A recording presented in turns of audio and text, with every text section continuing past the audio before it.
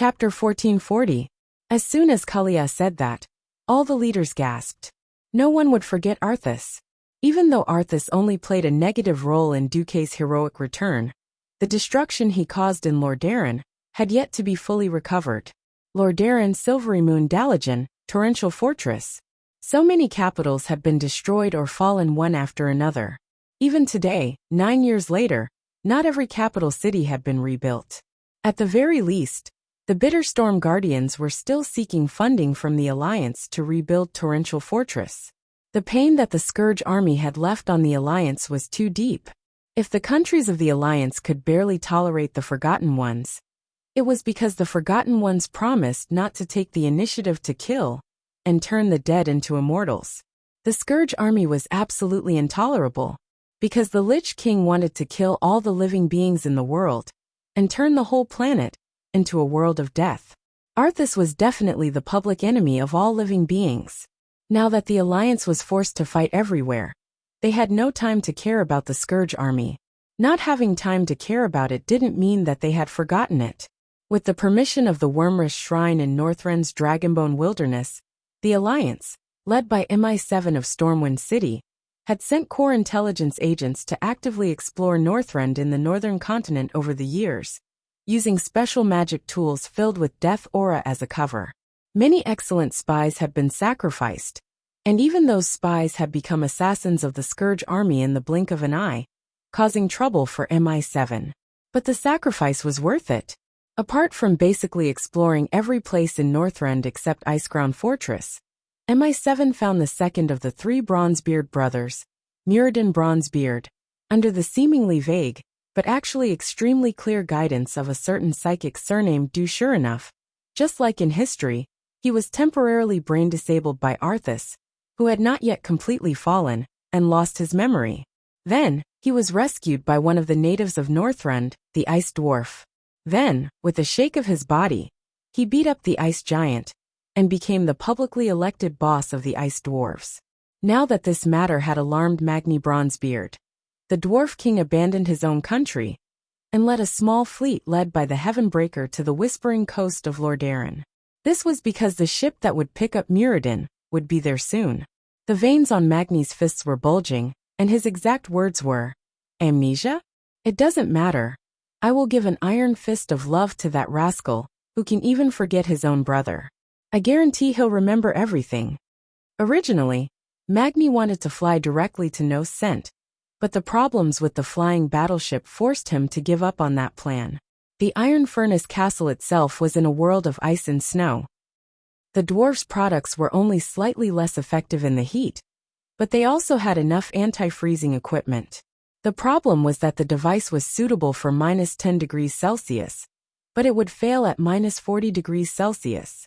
This was not a problem that could be solved with antifreeze oil. If the Alliance wanted to attack Nossen's Icecrown Fort, all their heavy equipment couldn't be used. In other words, forcefully attacking meant sacrificing human lives. It would be great if the tribe was willing to be the vanguard. It was true that the Alliance was under a lot of pressure in terms of food and economy. As long as the Horde did not start a war with the Alliance, and continued to be hostile to the Cataclysm, it would be a good bet. There were 3 rich countries with the most surplus food in the Alliance.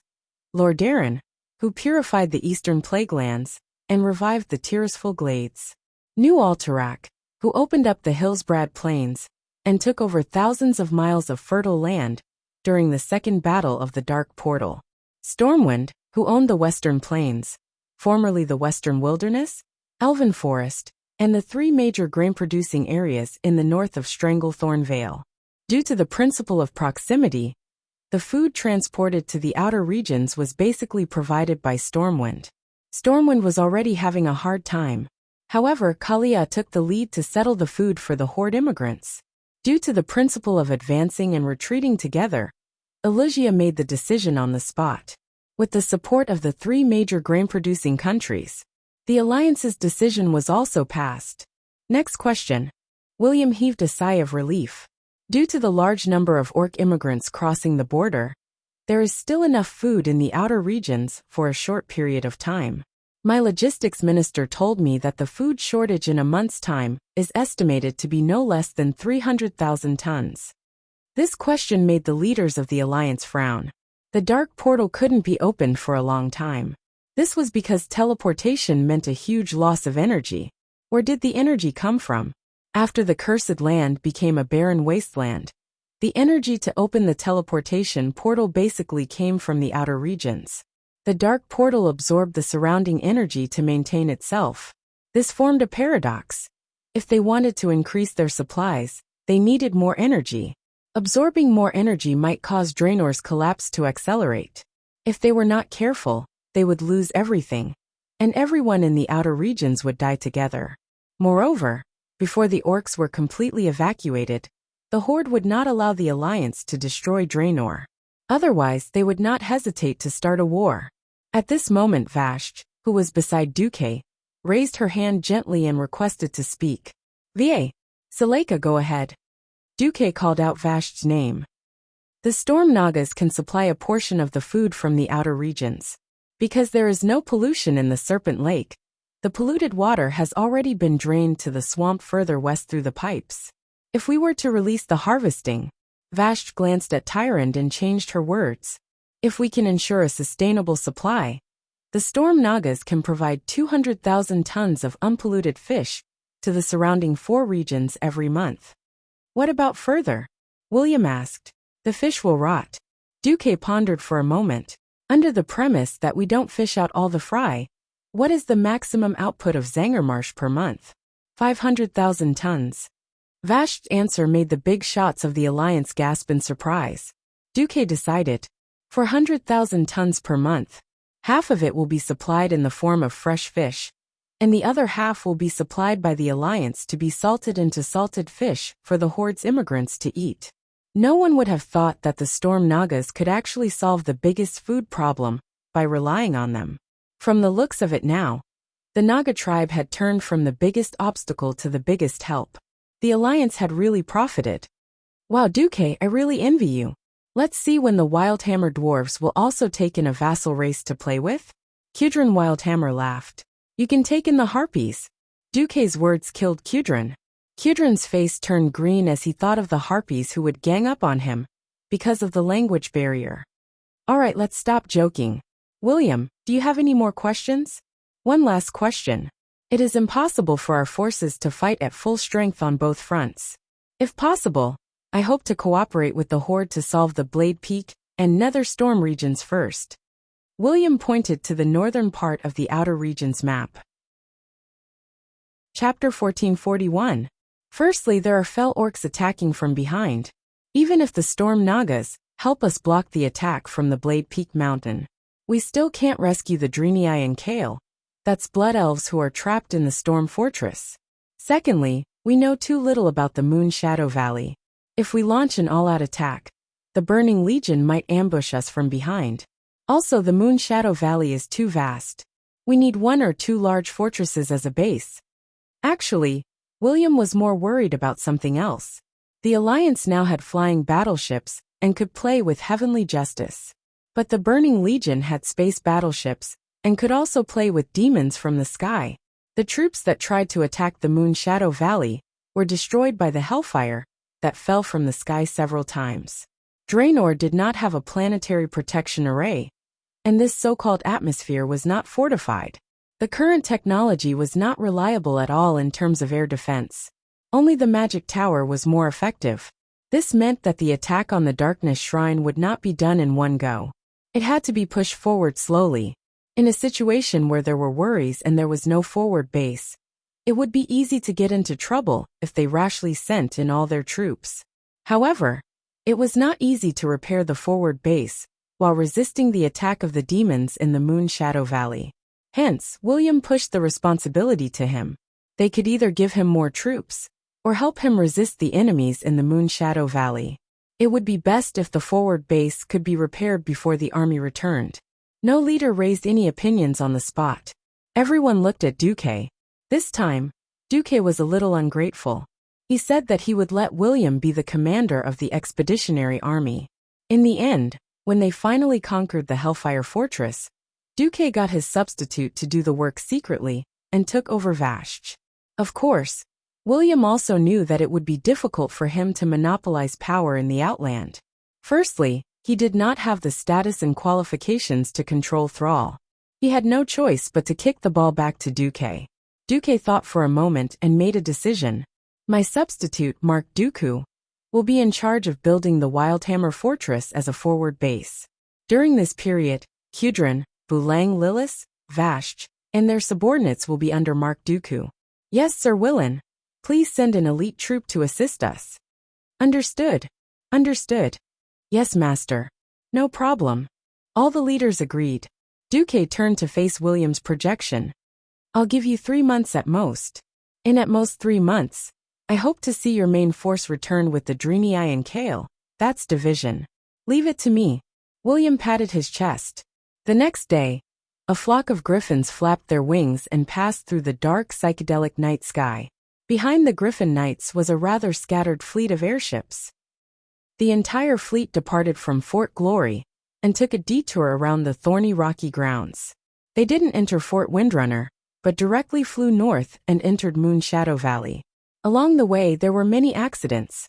For some unknown reason, both the man and the griffin exploded in midair. He had also personally witnessed the scene of a plane full of people and goods crashing in the sky. The laws of the Draenor world seemed to be crumbling. There was no possibility of rebuilding this special world that lacked a core and only had a few continents floating in the void. In any case, Delano would obviously die in the long river of history faster than in the original history. As the fleet swept across the dark land west of Moonshadow Valley, the power of the dark energy could be seen eroding the entire Moonshadow Valley. It could be seen without binoculars, as the dark energy was rampant on this continent. The highly concentrated energy had attracted the demons in the void. Almost all the demon species of the Burning Legion could be found here. Imps, Cerberus, demonic guardians, dread guardians, Shavala, Doom Guard. There were even groups of demons gathering and swarming towards the center of Moonshadow Valley, where the mana smelting pool and other areas with high energy response. Looking down from the sky, it looked like a wave of darkness. Hoofimriel, who was standing beside Mark Dooku, shuddered. Seeing the place where she used to live turned into such a ghastly state, she thought of the Temple of Karabair, that she had stayed in for a long time, becoming a temple of darkness. She shuddered. Bulang complained, "Hey, we're really going to build a city here. Are you mentally prepared to lose 100,000 dwarven boys? Thinking of relying on less than 10,000 dwarves to build a city in a place surrounded by demons?" Bulang's scalp went numb. After all, when the construction of the Wildhammer Fortress failed, more than 3,000 people died, and the 5,000 who came back were all injured. 3,000 people did not sound like a lot, but many of them were elite dwarven engineers and craftsmen. Bulang's heart ached. Dwarves had long lifespans and a long growth period. No matter how they encouraged reproduction, it was not easy to make up for the losses in war. At this time Duque smiled. "I'll be in charge of this, don't worry. When have I ever let you down?" At this moment, Vashj's magical message came. "Master, everything is ready. Let's begin." After Duque gave the order, there was silence for a few minutes. If one was not familiar with Duque, they might think that Duque was pretending to be a fool. At this moment, from the direction they flew from, a silver line suddenly appeared, stretching from north to south for who knows how many kilometers. Rumble! A shocking and terrifying sound came from far and near. This is... His hooves gripped the side of the ship, and even his tail that always swung around stopped moving. F***CK. So generous? Bulang's jaw dropped, and even the wine bottle in his hand fell to the ground. Duque's smile was full of absolute confidence. "I've always been generous." It was a water line that connected heaven and earth. Innumerable huge waves of several tens of meters high rushed towards the Moonshadow Valley from west to east. The surging waves showed what it meant to be a raging wave. Whether it was the Black Land, the wooden houses built on the hills by the old beast men, or the ferocious demons that were wreaking havoc on the land, they were all easily swallowed by this terrifying wave. The muddy tide easily filled up every low-lying area of Moonshadow Valley within his field of vision. Imriel covered her mouth with her hand. She had witnessed Duque's miraculous actions more than once, filling up the lake like a whip to stop the flow, a big move that flooded half of Moonshadow Valley. This imagination, this ability to execute. Is Mark Dooku really an ordinary Radiant Moon Great Wizard? Imriel's curiosity was about to explode, almost causing her to suffer internal injuries. Duque casually pointed, and that finger seemed to be pointing at everything. Actually, the bottom of Zanger Marsh is very big, and the lakes in the swamp are very deep. Because Vashj used a water pump, almost all of Draenor's water was concentrated in the Serpent Lake.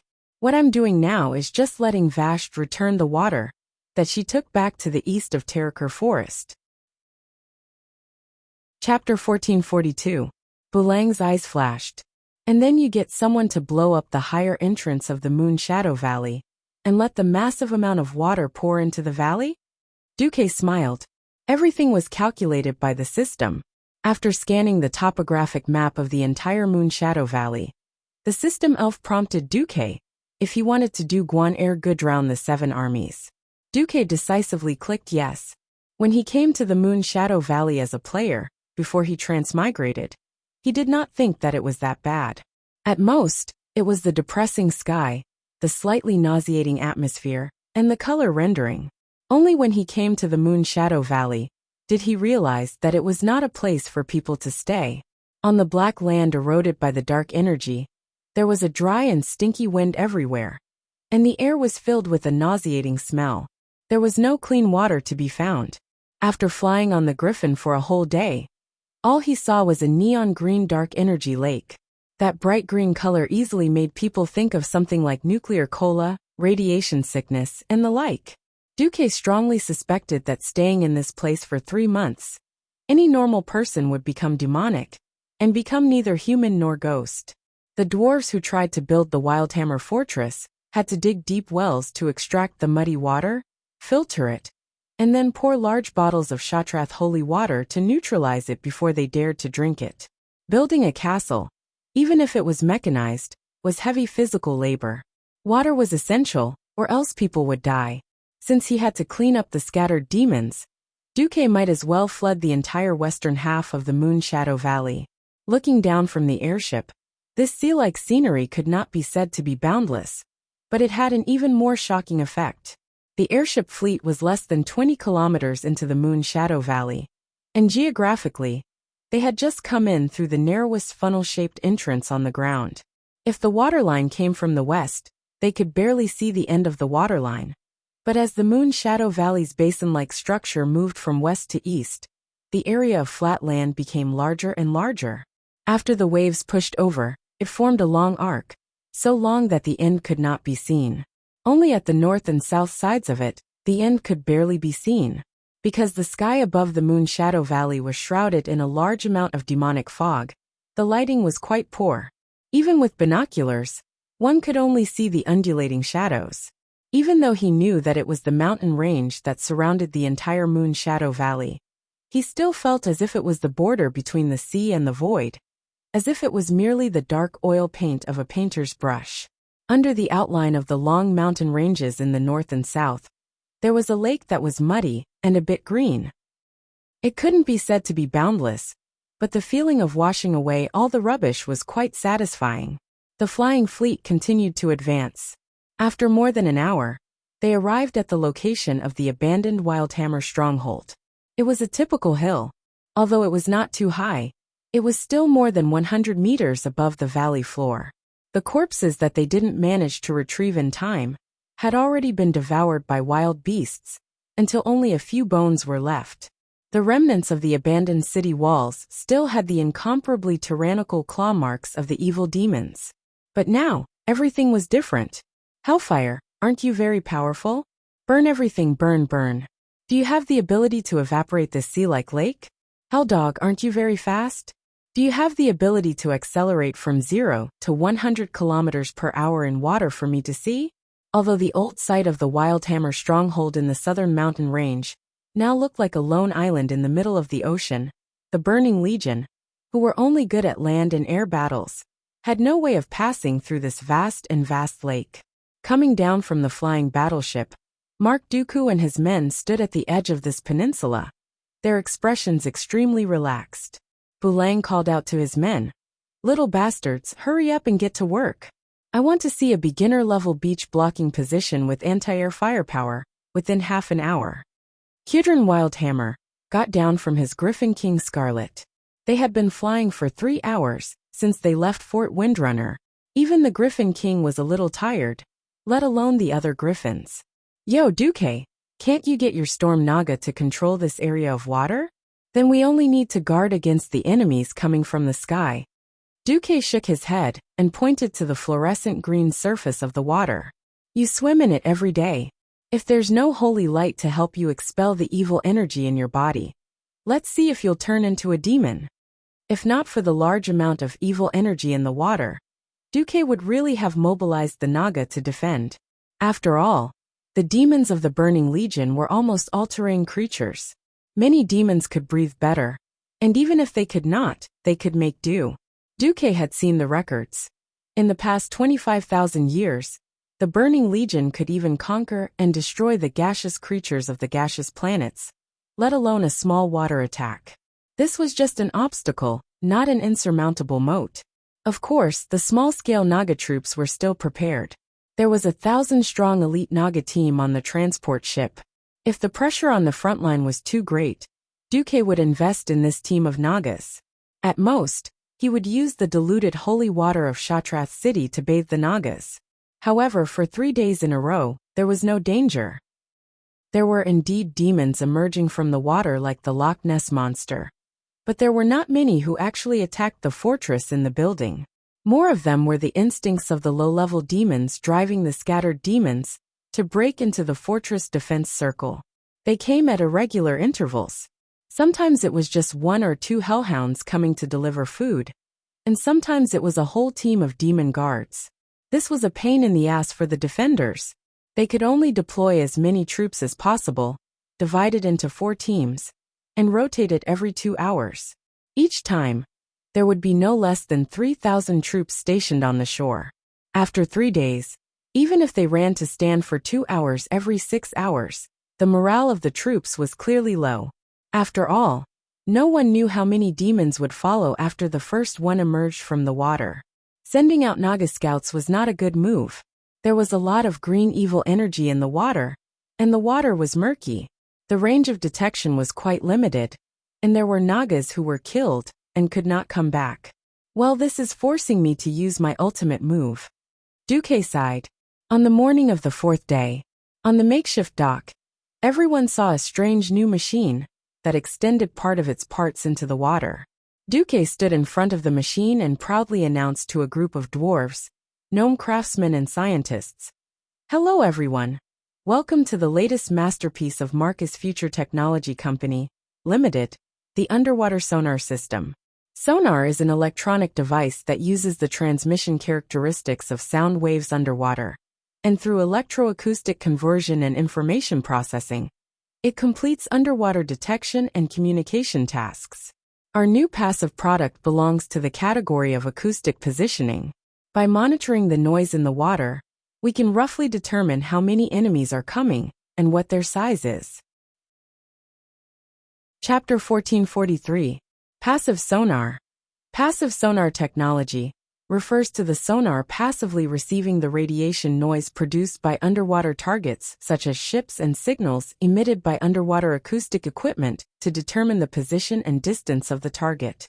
It evolved from a simple hydrophone. It listened to the noise emitted by the target and determined the position and some characteristics of the target. It was especially suitable for situations where one could not make a sound and had to detect the movements of the enemy ships. Duque definitely wanted to make an active sonar, but the problem was that even if he kept instilling advanced technology into the scientists of Steel Stove Fort and Storm City, with the industrial level of this era, it was impossible to make it. For example, the sealing technology of this era was not up to standard at all. The ship's steel plates made of willow nails and welded together were still passable on the water, but when the pressure was higher underwater, it would be like a fountain everywhere. That experiment almost cost 2 senior scientists and a bunch of engineers. They could only settle for the next best thing, which was to make a coastal sonar. Of course, in order to locate the target more clearly, he had people set up a sound transmission device 500 meters away from the water's edge, and not too deep. Duque controlled Mark Dooku. With a pretentious smile on his face, he twisted the button of the sonar device. From the loudspeaker, everyone could hear a very rhythmic beep beep beep sound. Duque continued to explain. This is the sound we actively emit. We only need to listen for any clutter in the echo, and we can roughly determine the enemy's position and number. Before Duque could finish, a loud sound suddenly came from the loudspeaker. Thump thump thump, thump thump. Duque was stunned when he heard this. A bunch of extremely imaginative dwarves suddenly began to make all sorts of comments. It sounds so real. It feels like there's something beating in this thing. Bulang was the first to speak. Yeah. Could it be the footsteps of demons walking underwater? Comrade Kudrin's imagination ran wild. Yeah, most demons can't swim. They do walk underwater. But this sound is a little too sharp and clear. Shouldn't the sound underwater be a little more vague? Bulang retorted. Only Duque's face turned green. As a veteran who has watched classic submarine war movies, such as U-571, he certainly knew that this had nothing to do with sonar. With just a scan, the system found out what was inside the heavily guarded sonar system that he treated like a treasure. It was actually a bunch of little iguanas. Many of the Alliance's soldiers on the Draenor continent must have seen many of these annoying fairies. Although these palm-sized iguanas didn't have powerful attacks and didn't have strong bodies, and they looked easy to bully, they always moved in groups. It reminded you of a nostalgic species on the Azeroth continent. That's right, Murlocs. Woo woo woo woo woo woo woo. However, these fairies were not as annoying as the Murlocs. The first time they saw the iguana, they thought it was a little scary. They had the heads of frogs, sharp teeth, small eyes, rough claws with 4 fingers, and a wretched figure. However, after seeing them many times on the Draenor continent and slowly getting used to it, you would realize that they were a little cute. It would be weird.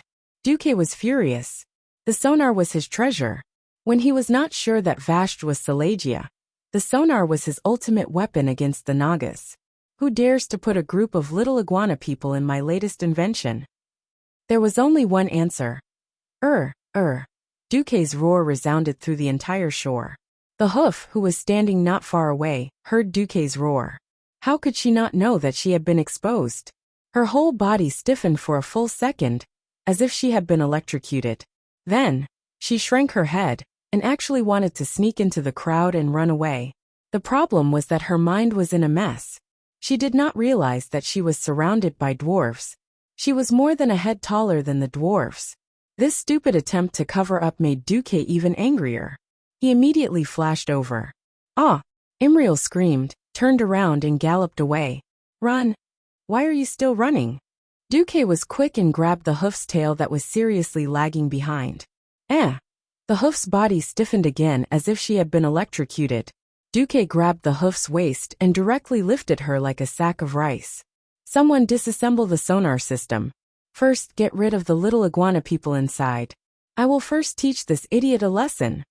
The hoof screamed. The holy light education of a Karabo apprentice made her not dare to lie. No, I know I was wrong. I saw that your big iron box was empty, and thought it was useless. It just so happened that Han Lin had pissed me off last time, so I wanted to give him some little iguana people. I really did not want to destroy your important new equipment. Who knew that Duke would get even angrier? Your King prank destroyed the latest invention of Marcus Future Technology Company, Limited. Begging for mercy is useless. This time, I must teach you an unforgettable lesson. Duque strode forward with the hoof on his shoulder, and rushed into an empty storeroom by the shore. He sat down directly, and pressed his knee against the hoof's lower abdomen. He grabbed her tail, and fiercely spanked her butt. No. Don't spank me. Cried. She really cried. She had never been spanked in her entire life. Beside the storeroom, everyone was speechless. What was up with this combination? Even the Drenii garrison officer did not know what to say. They had also seen the advanced technology of the Alliance. To the Drenii universe, the technology of the Alliance was very basic. The problem was that the Driniai's own technology had been lost in the 25,000 years of escape. Because Driniai scientists had died in various accidents, most of the knowledge and technology had been lost. Many of the machines did not even know how to use, so their most reliable weapons were war hammers and holy light. Under such circumstances, being spanked was already a small punishment for their contact, who had destroyed the advanced technology of the Alliance. According to the military law of the Alliance, if this Mark Dooku wanted to kill her, they would not know how to plead. 5 minutes later, Dooku came out angrily, followed by a hoof who was covering her red and swollen butt. "Humph. Do you still dare to mess around?" Dooku asked angrily. "Sob sob sob." The hoof was crying. "I'm asking you a question." "Sob sob. I don't dare anymore." The hoof looked aggrieved, like a young wife who had just been harassed by a hooligan.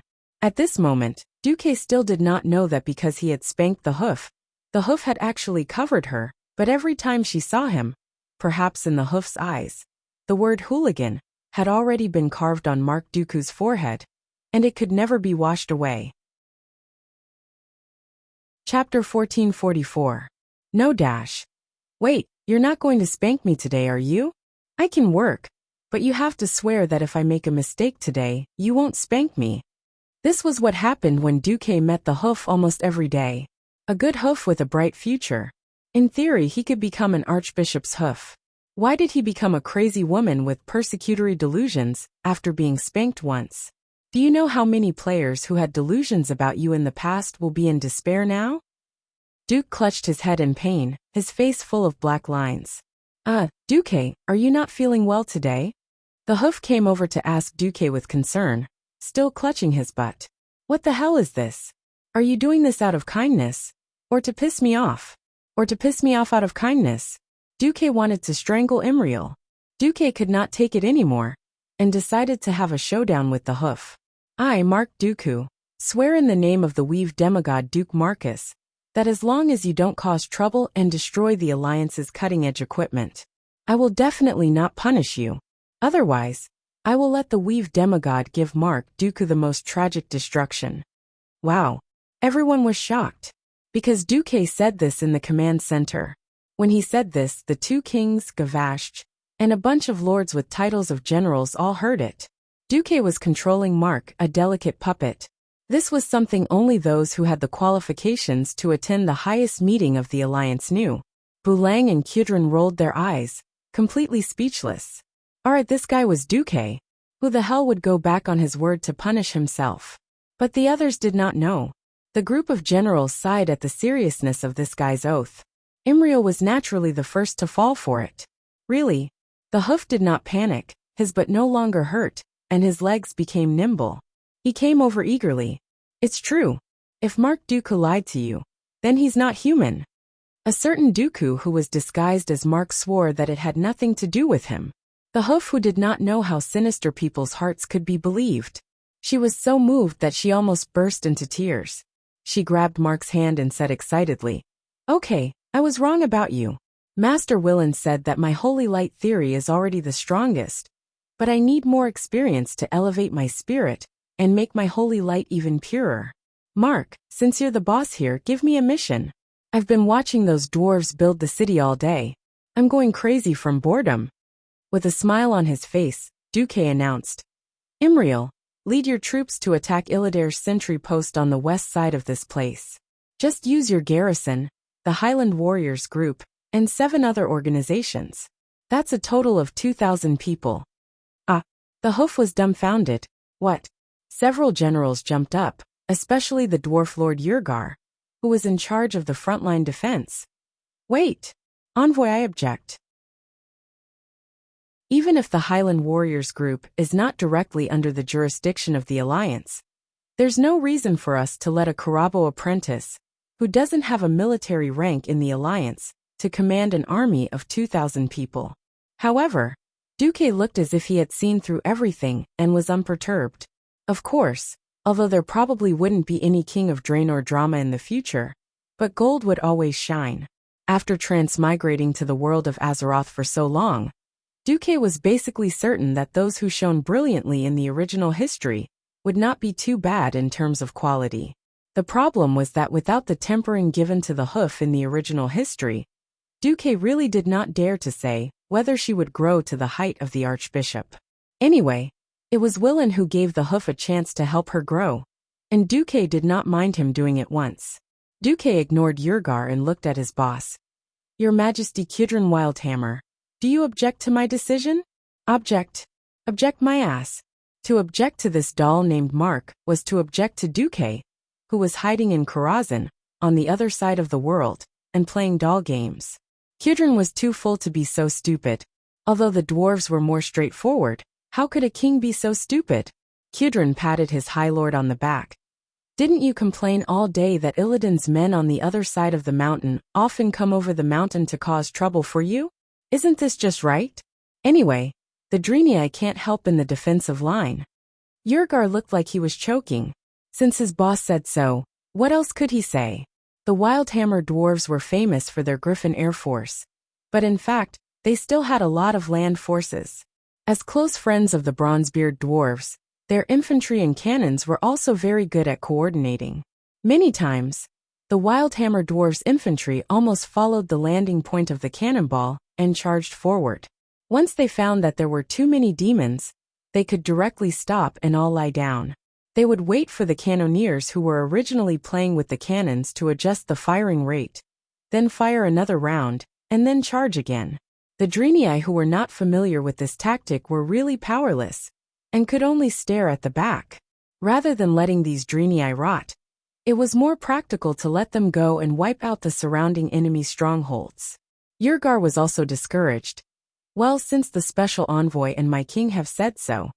At this time, Hoof finally reacted and should protest. Who knew? Just as she sighed, she found that Duque had already King asked for an official seal from Kudrin and stamped it on the military order. Wait. I haven't agreed yet. Hoof's face turned pale. Please, this is a military order. Chapter 1445. Bulang and Kudrin sent their men out of the command post after the Drenii's main force had set off. Bulang felt a little strange. Oh, is it worth it to torment a girl like this? Considering the Drenii's lifespan, and the fact that they have a long adolescence, she's at most a 15-year-old human girl. Duque rubbed his chin, his expression a little playful. Whenever a country or a race is in danger, there will always be heroes who appear out of nowhere. It's just that some will grow up smoothly, while others will grow too slowly and die young. Not every hero is called Duke Marcus. Some heroes look like flowers in a greenhouse before they grow up, and can't withstand the wind and rain. But you two take a look at Varian. Before the incident with Onyxia, he was nothing more than a well-educated nobleman. Duque's words implied that if it wasn't for his bloodline, Varian wouldn't even have the right to be king. Bulang and Kudrin couldn't help but nod. If it wasn't for that cruel life as a gladiator, there wouldn't be a strong-willed Varian today. At the same time, because of Duque's existence and the reintegration of another Varian personality, Varian's excessive violent tendencies were suppressed. Now, anyone could see that Varian was developing into an excellent leader, not only for Stormwind, but also for the entire alliance. To put it bluntly, if Duque ascended to become a true god and had to abandon the alliance wouldn't lack a standard bearer. It wasn't that the queens of the various human kingdoms weren't outstanding, but they all lacked a kind of unity, a kind of boldness that other kings and leaders would approve of. As the most populous and powerful race in the current alliance, the core of the alliance was destined to be controlled by humans. Among the human kings, Kalia developed Lordaeron into a logistics country. Most of her energy was actually placed on the people's livelihood and armaments. In fact, after Mograine's retirement and Abendis's disappearance, Lordaeron didn't have a decent commander-in-chief. Tyrion Fordring was only suitable for heroic battles, not commanding. Alucia, if her throne wasn't taken away, she was more like a merchant lady. Jaina was capable, but her ability to see the bigger picture was lacking. On the surface, the Dalajan was in a power vacuum, but in reality, it was under Duque's direct rule. Stormguard's Daneth Trollbane. At most, he would become a king on the surface, but in reality, he would take charge of an entire region. Leading an army was already this silent man's greatest limit. After much consideration, in the end, Duque was no longer around, and only William, who had grown up, was the most reassuring. However, the two dwarves were still very pleased with Duque's unbiased way of cultivating the seedlings of the various races. Boulang said, "Speaking of which, are you really that confident in letting that little hussy go?" Duque rolled his eyes. "Even Mark Dooku can stand in front of you. What are you worried about?" The two dwarf kings immediately understood. Since Mark Dooku was here, it proved that this was the area covered by the magic net. As long as there was a strong enough magic net node, Duque could send over demigod-level powerhouses at any time, just like in the Serpent Shrine Cavern. The Wildhammer Fortress was the core stronghold for attacking the Shrine of Darkness, so the magic net here was of course of the highest level. The Illidari sentry post next door was just a small hill away. It had to be said that Duque had put in a lot of effort to groom Imriel. But the hussy herself didn't know. 5 kilometers away from the Wildhammer Fortress, the sky suddenly darkened. First, it was a smear of scarlet that gradually dyed the black sky, as if it was a sign of destruction. In a moment, the color began to turn into an extremely disgusting dark green. It was not difficult to imagine what kind of evil existed in the Illidari sentry post in front. Imriel thought about it again and again. He raised his arm twice and finally raised it. That was a signal to stop. The Drenii garrison stopped in unison, and so did the cooperating quasi-military organization. "Garrison Officer Maralat, I think. Should we investigate first?" Imriel said with a hint of uncertainty in his voice. "Very wise decision, Commander Imriel. Obviously, his position should be higher. As a garrison officer, Maralat had the style of a soldier and the spirit of a warrior. He did not underestimate Imriel, this so-called commander who had come out of nowhere. Then, I'll leave it to you to arrange." Imriel secretly heaved a sigh of relief. Maralat waved his hand and made a gesture. Immediately, the Highland Warriors and another organization called the Aurora Group sent people over. Maralat ordered meticulously, "Thomas, Jared, Commander Imriel, we need to investigate as much as possible without alerting the enemy. Send out your best men. Not only do we need binoculars to observe, but we also need an accurate count of the enemy's numbers and types. It would be better if we could estimate the general strength of the enemy. You have an hour." "Understood." The Drenii's hooves made too much noise. In addition to their taller bodies, they might be good warriors or good paladins, but they were definitely not good thieves. In terms of investigation, the Drenii were no match for the dwarf thieves and elven thieves. The situation was quickly reported back. There were not many enemies at the sentry post, only about 100. The problem was that the enemy was very strong. 30 Illidari terror emissaries, 63 Illidari commandos, the great demon Lothras, the queen of Pain Gabrisa. The information is so accurate. Although Imriel had never led troops before, seeing such a detailed report, she still felt as if she had been deceived. Thomas hurriedly explained, "No, Commander, you've misunderstood. We took our seats according to the three-dimensional images in the Encyclopedia of Draenor Demons that the higher-ups gave us." After saying that, Thomas kicked the leg of the mage next to him. The guy grunted and hurriedly took out a projection crystal. Immediately, the image and description of the demons appeared on it. It was clear which ones were the terror emissaries and which ones were the commandos. "Where did you get this information?" Maralad was shocked. Thomas shrugged. "You'll have to ask the big shots of the Alliance, who are above the rank of Major General. Perhaps Special Envoy Mark Dooku will know."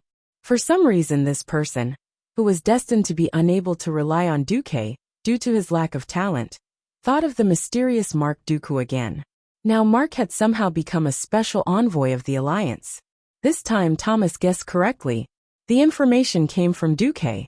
Ever since Duque forced the Eridar twins to surrender, all kinds of information had been sent to Karazhan. Chapter 1446. In order to avoid being discovered, the cautious Gemini would of course not give Duque any important information. However, they did not feel guilty at all for selling the scum who had surrendered to Illidan. There were so many demons in the twisting nether that there were hundreds of millions of them. Originally, these low-level demons who were not directly under a lord would not be taken seriously, so the Gemini sold them to their heart's content. His background was completely exposed, from their appearance to their level to their special skills. God damn it, they had everything. Anyway, if there was anything, they could just say that the infernal affairs had stolen the information from 10,000 years ago. After all, demons who could become elites and above basically had a lifespan of more than 10,000 years. Imriel saw that the other side had a smurf boss and an elite. She estimated and frowned. Marad was the only heroic powerhouse on her side who could fight. If they rushed in recklessly, it was very likely that they would suffer heavy casualties. Do we have any reinforcements? At this moment, Imriel's face was no longer as lively as before. It was full of seriousness. After all, she was carrying the lives of more than 1,000 of her compatriots on her shoulders.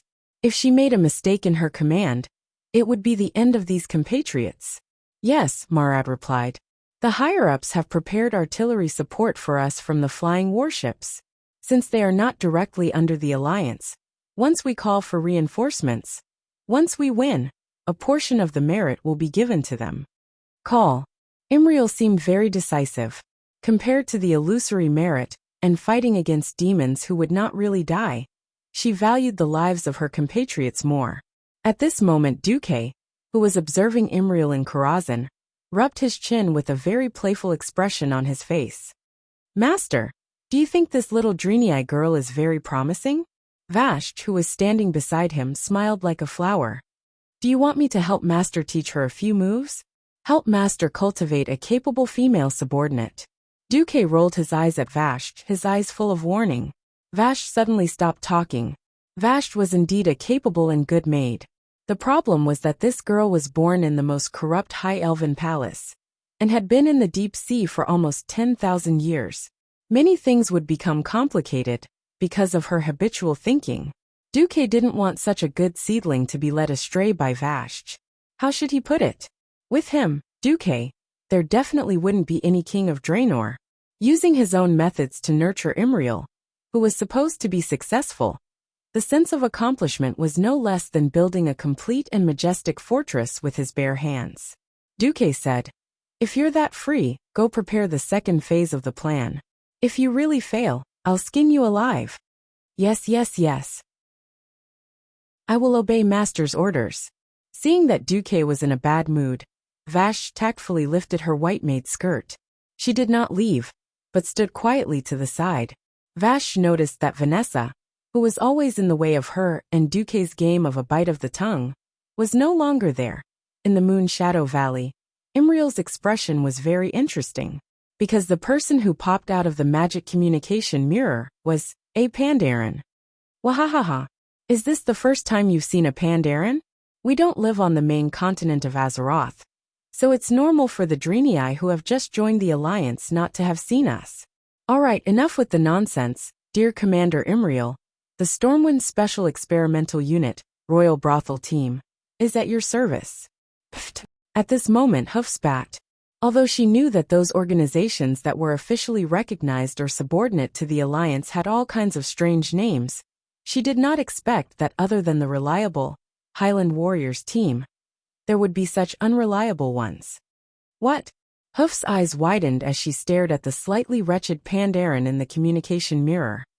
Sorry, Sir Commander. Although our 3 flying warships are all unofficially equipped warships, the name Royal Brothel Team was accidentally mentioned by the great commander Duke Marcus. We all thought it was very good, so we used it. After a quick and simple explanation from the captain with the strange name of Nicholas June Muki, Imriel barely knew the origin of the royal brothel. Since ancient times, in the official literature and records of all the human navies, every warship was described as a female she. So every ship was a ship girl. But you have to think about it this way. When you meet these cute girls, do they keep saying that this is your wife, and that is your wife all the time? Is that right? Can't their wives be OXX? If you play with these ships alone, then they are your harem. But ships can't be operated by one person. That means you are not the only one playing. So this is a brothel. Junmyuki waved his black bear paw and said loudly.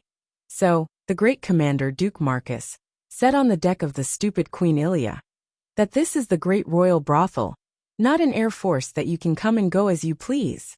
At this moment, Imriel was devastated.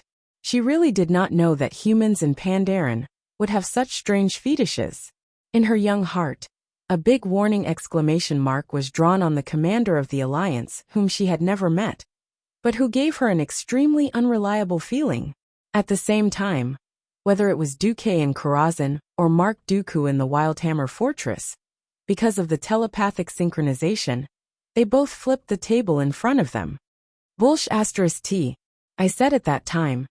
This is the Royal Air Force, not a brothel that you can come and go as you please. Someone come. When this guy called Junmyuki comes back, give him an oxygen tank, and let him swim in a cesspool for an hour. If Duque was not the leader of the Alliance, this kind of thing could really be a big deal. The royal family and the royal family were two different things. Royal was a title that only Thoradin the Great Arathar Empire could use. Of course, after the people below heard that Duque had settled multiple queens, they also jokingly called Duque the Emperor. If it was not the Emperor who could settle multiple queens, it was another matter to say that the Royal Air Force of the Storm family was a brothel. Duque hated this group of people with big mouths. Of course, Junmyuki was definitely not the only one who talked nonsense, but he could only kill the chicken to warn the monkey. In fact, the so-called Royal Brothel team was a special combination of 3 ships: the special experimental flying battleship, Warweary, the stupid Queen Ilia, and the flying battlecruiser, Hood. These 3 ships abandoned the traditional multi-story cannons of the Alliance's previous flying battleships and sea battleships. They went from pursuing firepower density to a more modern firing mode, where only the top deck had cannons. Chapter 1447. On one hand, the cutting-edge rotating turrets allowed the warships to carry larger caliber cannons with a wider firing range. The traditional multi-layered cannons could only aim at a pitiful 15 degrees. On the other hand, there were only a few small caliber cannons at the front and rear of the ship. On the other hand, sealing the lower deck was more beneficial to the survival of the crew. The open multi-layered cannons increased the firepower density, but at the same time, it made the warship more fragile. As long as it hit a certain area, it could easily spread the damage to the armory and cause a chain of explosions. In other words, the cannons that were filled with cannons were like a living target for the armory. As the war continued, under Duque's special reminder, the Alliance also noticed a situation. Creating the cutting-edge cannons took a short time, but to train a qualified adult soldier, there had to be an adult, and it had to be a well-educated adult. Illiterates could not handle cannons, especially the new cannons with a firing calibration system. Even with the help of the system to calculate the trajectory, there were many times when the system was not accurate, and the cannoneer's experience had to be used to correct it. This time, the new flying warships were used as test subjects. All 3 warships were equipped with unique cannons. Warweary's sharpshooter system had the Alliance's cutting-edge tactical auxiliary aiming system, which was inclined towards long-range precision attacks. Hood's Glory system was inclined towards continuous firepower and wide-area damage. The specially equipped chain reloading mechanism made the cannons more automatic. And Ilya's Queen's Command system was similar to Duque's radar system before he transmigrated. She would scan the entire battlefield repeatedly and collect all kinds of information on the battlefield. She would then link it with War Weariness and Hood's fire control system, hoping to increase the firepower, accuracy, and even the dodging rate of the warships. As for the performance of these 3 cutting-edge warships, it needed to be tested in actual combat. Bringing them to the main battlefield was something that the Alliance would only do when it was on the verge of destruction. If the conditions were right, a low-intensity battle would be a very suitable experiment. The Drenii would not use cannons to coordinate, because they had never seen it before. Obviously, Iral was an exception. As the first Drenii to follow a certain Dew who went by the alias Mark, Iroh could be said to have seen the world. She was well aware of the terrifying power of modern artillery. After looking at the sketch sketched out by the scout, and carefully asking about the terrain of that place, Zhang Xian's eyes lit up. Imriel gave an order. Thomas, I need your best archers to take the bottles of holy water and shoot them at these points. Retreat immediately after shooting the arrows. The Illidari outpost was actually built on the ruins of a Drenii palace. There were broken tiles everywhere in the ruins, and only a few houses had tiles to cover their heads. As a sentinel to guard the Moon Shadow Valley, there were not many people stationed here. It was purely because there was an energy node here that Illidan had ordered the demons to set up a sentry post here. Not long after, a few arrows were shot into the open space of Illidar's sentry post. The Illidari commandos, who were actually demon guards, revealed puzzled expressions. They weren't very intelligent, so they couldn't understand why an arrow with holy light would be shot into the empty space. Of course, this didn't stop them from reacting quickly. Enemy attack. Mournful shouts in the Abyss Devil language resounded throughout the entire sentry post. Almost all the demons rushed out with weapons in their hands. But there was nothing. Should we give chase? A commando asked the Terror Emissary. The Terror Emissary was a dreadlord that wasn't strong enough. But in a small sentry post like this, the Terror Emissary was already the commander. After spreading out his senses, he still couldn't sense any traces of the enemy. Finally, the Terror Emissary ordered, "Stay alert." As he hadn't directly confronted the Alliance before, he didn't know that at that moment, 12,000 meters away, 3 warships hovering in the air were in an uproar.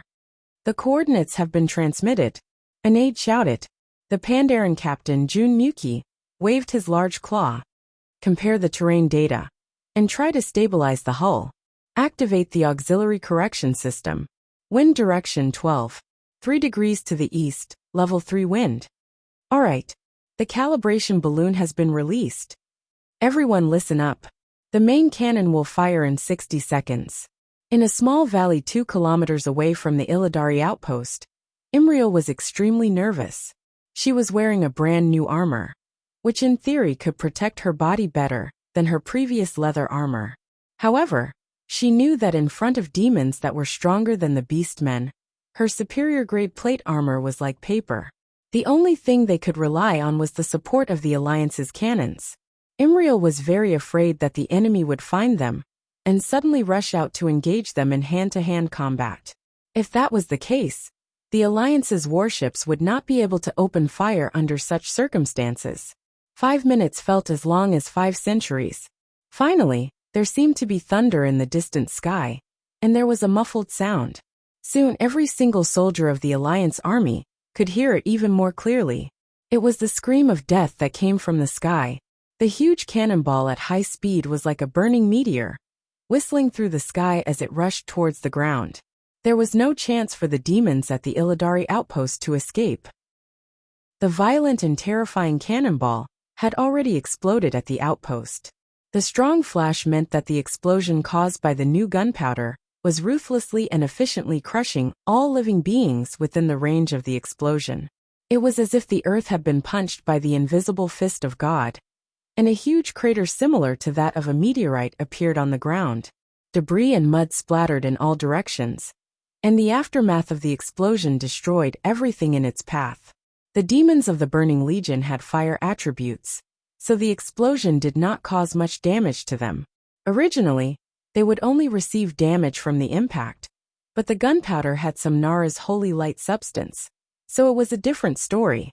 Instinctively afraid of the holy light, the demons that were not directly hit by the cannonball fled in all directions. At this time, a few terrifying Illidari emissaries stood up from the crater. They cursed in Eridar. "Calm down. Idiots. Find the enemy immediately." Their efforts were destined to be in vain. An attack over 12,000 meters away was already terrifying enough. Not to mention that the Royal Kiln team was hovering on the other side of the mountain, and the cannonball flew over the top of the mountain in a parabola. There was not a single demon that had a perception of 12 kilometers away. They could at most roughly sense which direction the cannonball was coming from.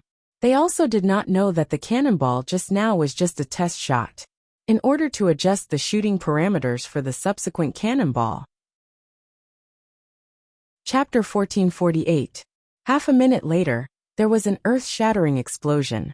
The energy from the high explosive shells tore the entire Illidari outpost apart, and a few huge chunks of earth the size of hills were blown into the sky.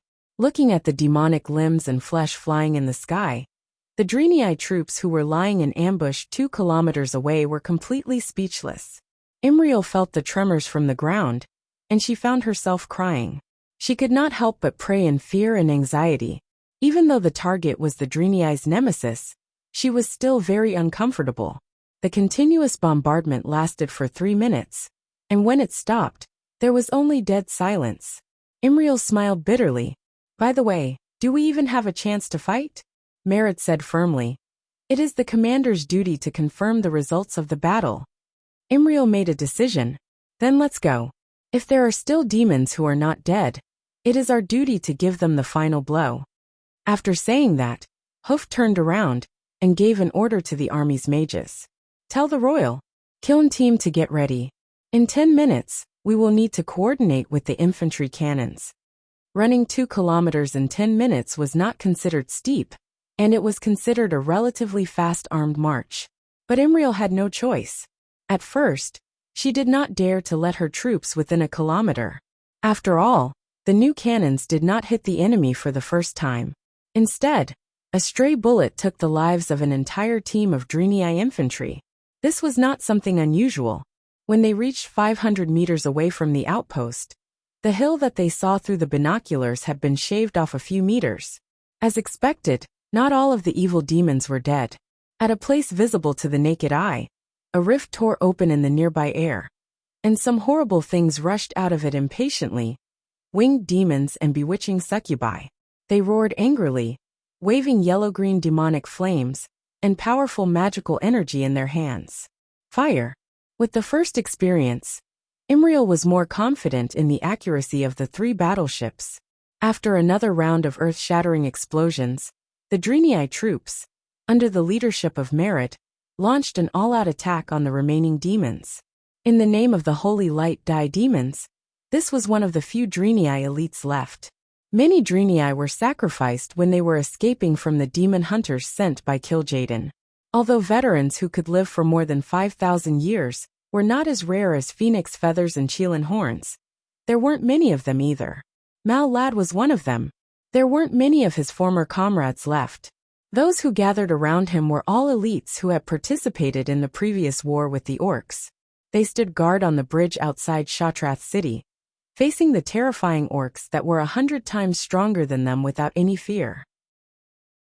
Even the insufferably arrogant Blackrock clan had once suffered defeat in front of them. This was an army forged from steel. Every single one of them had a will of steel. Under the name of the Holy Light, they were willing to sacrifice their lives for the Holy Light and their comrades at any time. They sang a hymn unique to the Drenii and charged into the center of the dust-filled battlefield, their bodies shining with golden light without turning back. Imriel could have stayed behind, but she chose to merge herself into the vanguard and followed closely behind Mal Ladd. She held a short hammer with a shiny purple head in her right hand and a nimble oval-shaped shield in her left. She took a lunge step that was unique to the Drenii's calves and rushed towards the enemy. In the midst of the dust, she saw a satyr struggling on the ground. Although it was heavily injured, with one of its left legs missing in the bombardment, it still fiercely used its claws to tear off the entire left arm of a Drenii warrior. Ah! The male Drenii warrior screamed in pain and launched a counterattack against the satyr, but was blocked by a claw. The result of countless combat training was that Imriel's movements would not change at all. She kicked hard and flew forward like an arrow. Seeing the opportunity, she swung her war hammer mercilessly towards the satyr's head. At that most appropriate moment, the seal of command exploded, causing Imriel's hammer strike to have additional holy damage. Ah! Imriel was desperate. At that moment, she really did not think about the consequences if she did not hit the satyr. In fact, she almost missed. The satyr tilted his head at the moment when his head was about to be hit. If she had not subconsciously tilted her hammer, the hammer would have probably brushed past the satyr's ear by a few millimeters. Fortunately, with that tilt, she felt as if she had hit something heavy. In the eyes of this Karabeir apprentice who had never been on the battlefield, a quarter of the satyr's ferocious face was blown away. The scene of flesh and blood splattering, and the scene of brains splattering, was probably something she would not forget for a long time. Strangely, she had never heard that some warriors would feel nauseous after their first kill. She was somewhat calm, and even a little excited. I did it. I really did it. I have passed judgment on those fallen ones who persecuted my people. Hoof screamed in her heart. Her nimble eyes darted around, and immediately caught a glimpse of another demonic guard, who was trying to kill a human swordsman not far away. Without hesitation, sanction flew out of her hand. The holy energy flowed along her hand, and directly hit the demon's brain, causing it to be paralyzed for a short 3 seconds. Taking advantage of this rare opportunity, the human swordsman roared, and swung the giant sword in his hand, chopping off the head of the burly demon that was half a body taller than him. In the Wildhammer Fortress, the big shots who saw this scene through the magic surveillance screen were amazed. Bulang said, "Not bad, this little hoof. If not for her inexperience at the beginning, I would not have been able to confirm that this was her first time on the battlefield." Kudrin took a sip of liquor. This talent does not seem to be any worse than Abendis back then. As a new recruit, this was already a very high evaluation. Marshal Abendis was never known for his strength.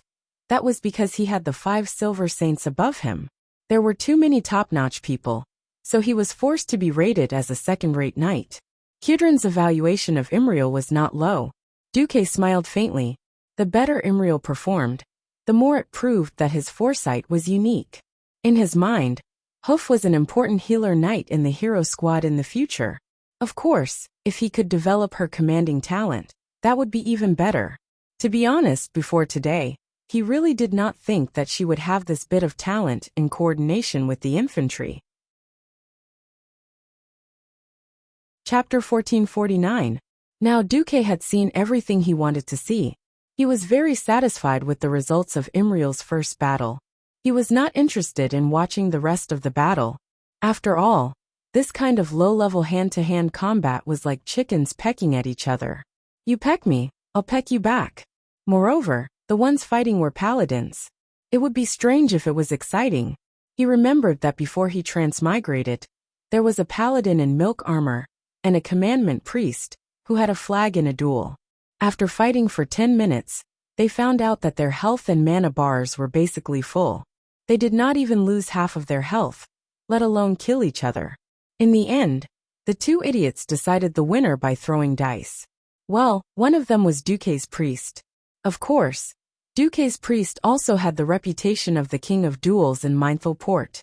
Whoever dueled with Duque's priest on the dock, the righteous and kind duel would control the opponent's mind and throw them into the water. Then he would use the righteous holy magic to shamelessly. Oh no, it would be the righteous iron fist of light. Anyway, if the opponent wanted to swim ashore, they would be out of the duel circle, and the system would declare Duque the winner. Duque could even sit on the boat and anger the opponent half to death, because he would have to wait one more lap for the boat to cross the sea. In the end, Duque's notoriety spread far and wide, and no one was willing to duel with him in Mindful Port. Duke's attention was no longer on the monitor. Instead, he turned his attention to the documents. Although he was hiding in Karazhan, as long as he still had the title of the Alliance commander, he had to deal with a lot of chores. As long as he did not go missing, these kinds of trivial matters would come to him. After all, no leader in the Alliance had the ability to deal with hundreds of documents at the same time like Duque, and whether it was applications or opinions, he would never make a mistake. As an engineering student, Duke's major was decathlon, and he wasn't proficient in any of them. From boilers to automation, from power distribution to engineering budgets, there was everything. Thanks to the overbearing system elf, all the knowledge that Duke had read in the past, even the knowledge that he thought he had forgotten, was dug up by the system from a dusty corner and applied to it. Sigh. I can't help it. Who told me to have such a useless host? The system elf complained from time to time. Shut up. Duque rolled his eyes. With the help of the system, Duque alone was equivalent to a logistics department of 300 people. In addition, many things had to be approved by the Supreme Commander, so this ability was even more precious. Before Duque appeared, logistics was a black hole. Not to mention the so-called logistics of the old tribes, where they could eat wherever they went. That was a typical example of living off the mountains, living off the rivers, and living off the soil. In any case, locusts were like locusts, eating whatever they could get their hands on. Once they encountered a barren area, they would be finished before the enemy even attacked. No one could manage the logistics on the Alliance's side, and no one could manage it. According to the feudal system, the management of garbage warehouses, and the calculation method that didn't even have Arabic numerals. The king himself didn't even know how much food could be transported to the battlefield. There were even cases of logistics personnel embezzling food and selling it to the merchants who accompanied the army. Then, the merchants added a discount on the price and sold it to the king. The merchants were even rewarded by the king. After Duque came to power, especially after magic communication was popularized, logistics was no longer a lucrative job. First of all military supplies were standardized. During research and development, he could let the dwarves let their imaginations run wild. Once production was decided, there would be at most 2 common versions of the same type of equipment and 1 backup version. Only these 3 versions had production lines. Nothing else was made. It was like a German mechanized infantry division in World War II on Earth that had more than 10 types of armored vehicles. Or a certain Japanese machine gun that used clips to feed bullets. Duque scoffed at such a stupid idea. Only by standardizing and reducing the variety could the logistics burden be minimized. Next was a more scientific method of calculation. Entry and exit were all calculated, and it required the signatures or seals of the warehouse manager, the supervisor, and the person who extracted it. If one signature was missing, only the other 2 would be needed. Next was dry storage. Who didn't know how to do that? Yes, the Alliance sent clear instructions to teach the people how to choose warehouses, where to dig holes, how to dry and ventilate, how to prevent rain and moisture during transportation. Finally was the research and development of new weapons. With the development of technology, there were always some things that were awesome when they first came out, but were immediately destroyed when the opponent was changed. For example, in the Second Battle of the Dark Portal, the Alliance's FFF Regiment Flamethrower still had mini-orcs waking up in the middle of the night. They even shouted, "FFF Regiment is here." And there was a tragic scene of old orcs collectively exploding into a frenzy.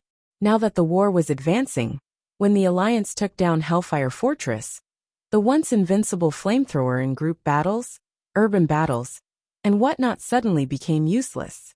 Who would be the one to destroy a Naga that played with water? Hellfire, which relied on fire to survive, was going to use fire to spray it? What a joke! These days, there weren't many demons that were afraid of fire. As a result, the flamethrower suddenly went from being the MVP of regular battles to being marginalized.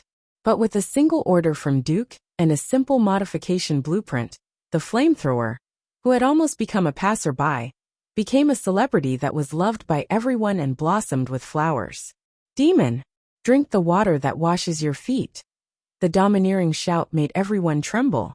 Golden water droplets fell from the sky, colorless and odorless, but full of a holy aura. The Draenei who were in the middle of a bloody battle were all shocked, as if they had been injected with chicken blood. That's right, what was sprayed was naturally holy water, from the holy light creature, Naru, washes their feet. The nature of the flamethrower was to spray liquid fuel further using hydraulic pressure. Anyway, spraying fuel was the same. Spraying holy light washes was also the same. As long as the igniter on the nozzle was removed, it would be over. The Alliance's flamethrower, the second spring, was that simple and violent. This thing could even be used by new soldiers who had trained for half a day. But the effect of using it was surprisingly good. Originally, when playing with a flamethrower, One had to pay attention to position and wind direction. If a moron sprayed up wind, that would be a classic example of playing with fire and getting burned. But spraying holy water was basically harmless to the Alliance soldiers. Only a small portion of the Forsaken would be hit. As long as they weren't afraid of wasting it, they could use it as a water festival. When the human body came into contact with holy water, it would naturally disinfect and heal wounds. Demons that touched this thing were in trouble. It was like acid-level stuff. Many demons that didn't die under the bombardment of heavy artillery fell to the ground screaming and dying when they touched the holy water. The Drenii guards swarmed up and greeted them with their holy light warhammers. Chapter 1450. There was no such thing as a single weapon that could win a large-scale war. It was not just about manpower and resources, but also the research and development of weapons and equipment. Since ancient times, it had always been the case that the overall strength of a nation determined the outcome of a battle. To be able to produce weapons that could restrain the enemy's main force within a certain period of time was already something worth celebrating. Battles between soldiers would obviously end with the victory of the Allies, but battles between the strong would be a different story. The people of Eridar, who worship evil powers, and the people of Drenii, who worshipped the holy light, had been in love and killing each other for 25,000 years. Both had their own ways of dealing with the other. Low-concentration holy water could bully low-level demons, and it had a certain effect on mid-level demons, but it was a different story for high-level demons. Everything else aside, just the high-order demon's black protective shield, that was as faint as a fog, was enough to keep any holy water from entering. It was more like two opposing energies canceling each other out. After a few heavily injured Illidari emissaries were smashed to death by Merid's hammer, the enemy's manager finally appeared, Dreadlord Lotharis.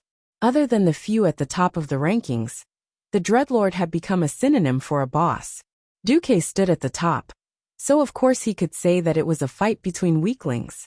But the reason why the Dreadlord could be crowned with the title of Dreadlord was because he was an existence that could not be dealt with by normal soldiers and beginner professions. With a cold snort, the Dreadlord's signature, rotten stink-bug swarm, directly caused the dozens of holy knights within 100 meters to choke on their throats, causing them to fall to the ground in pain.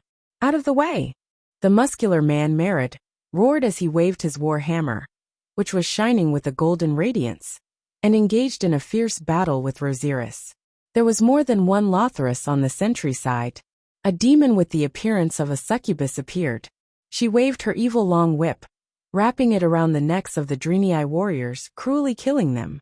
If it was a pure succubus, she might have charmed the allied warriors, causing them to die in a humiliating manner. But she was not.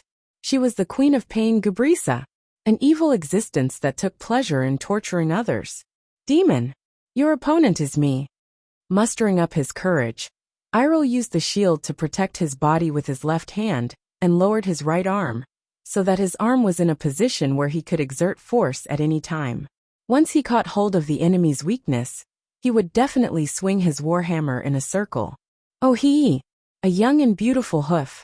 Do you want Big Sister to tell you how to change from a little hussy to a coquettish hussy?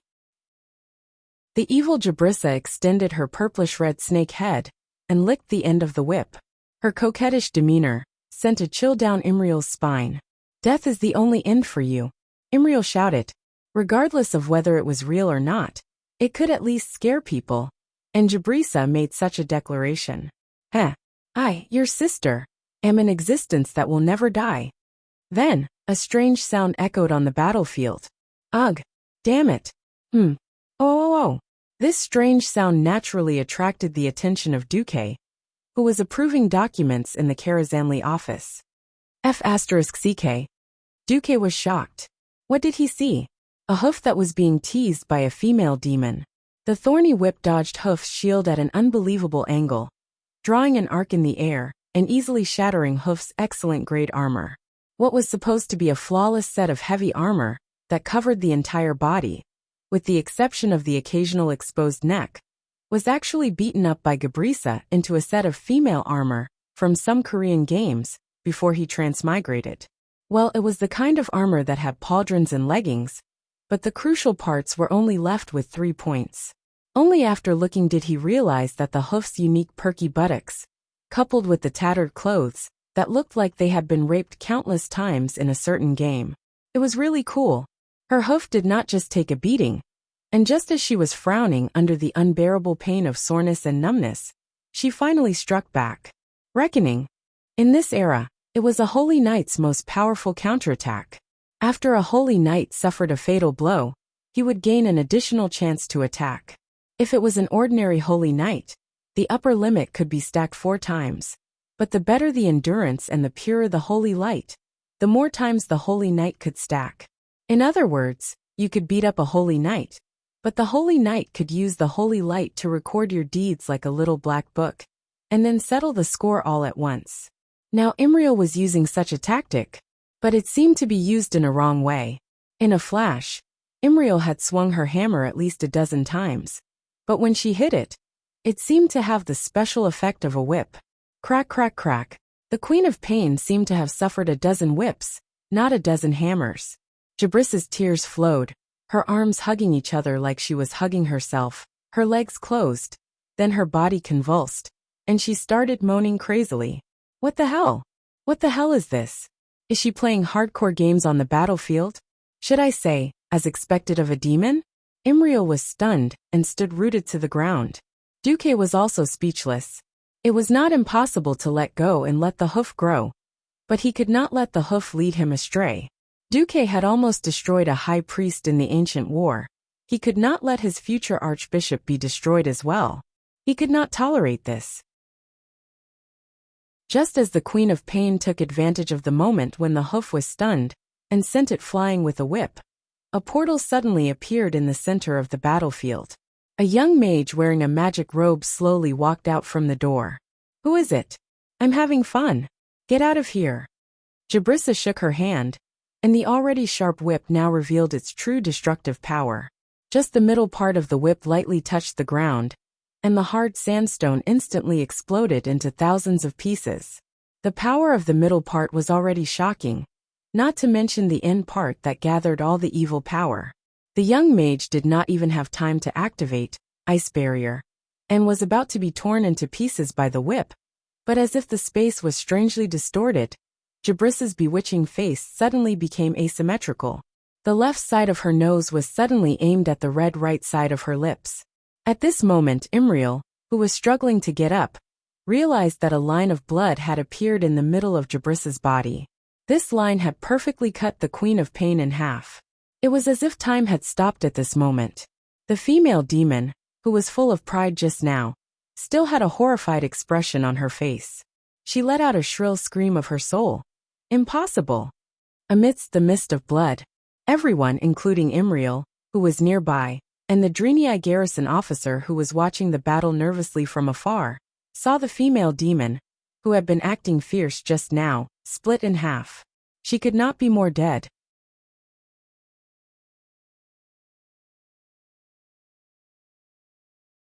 Chapter 1451.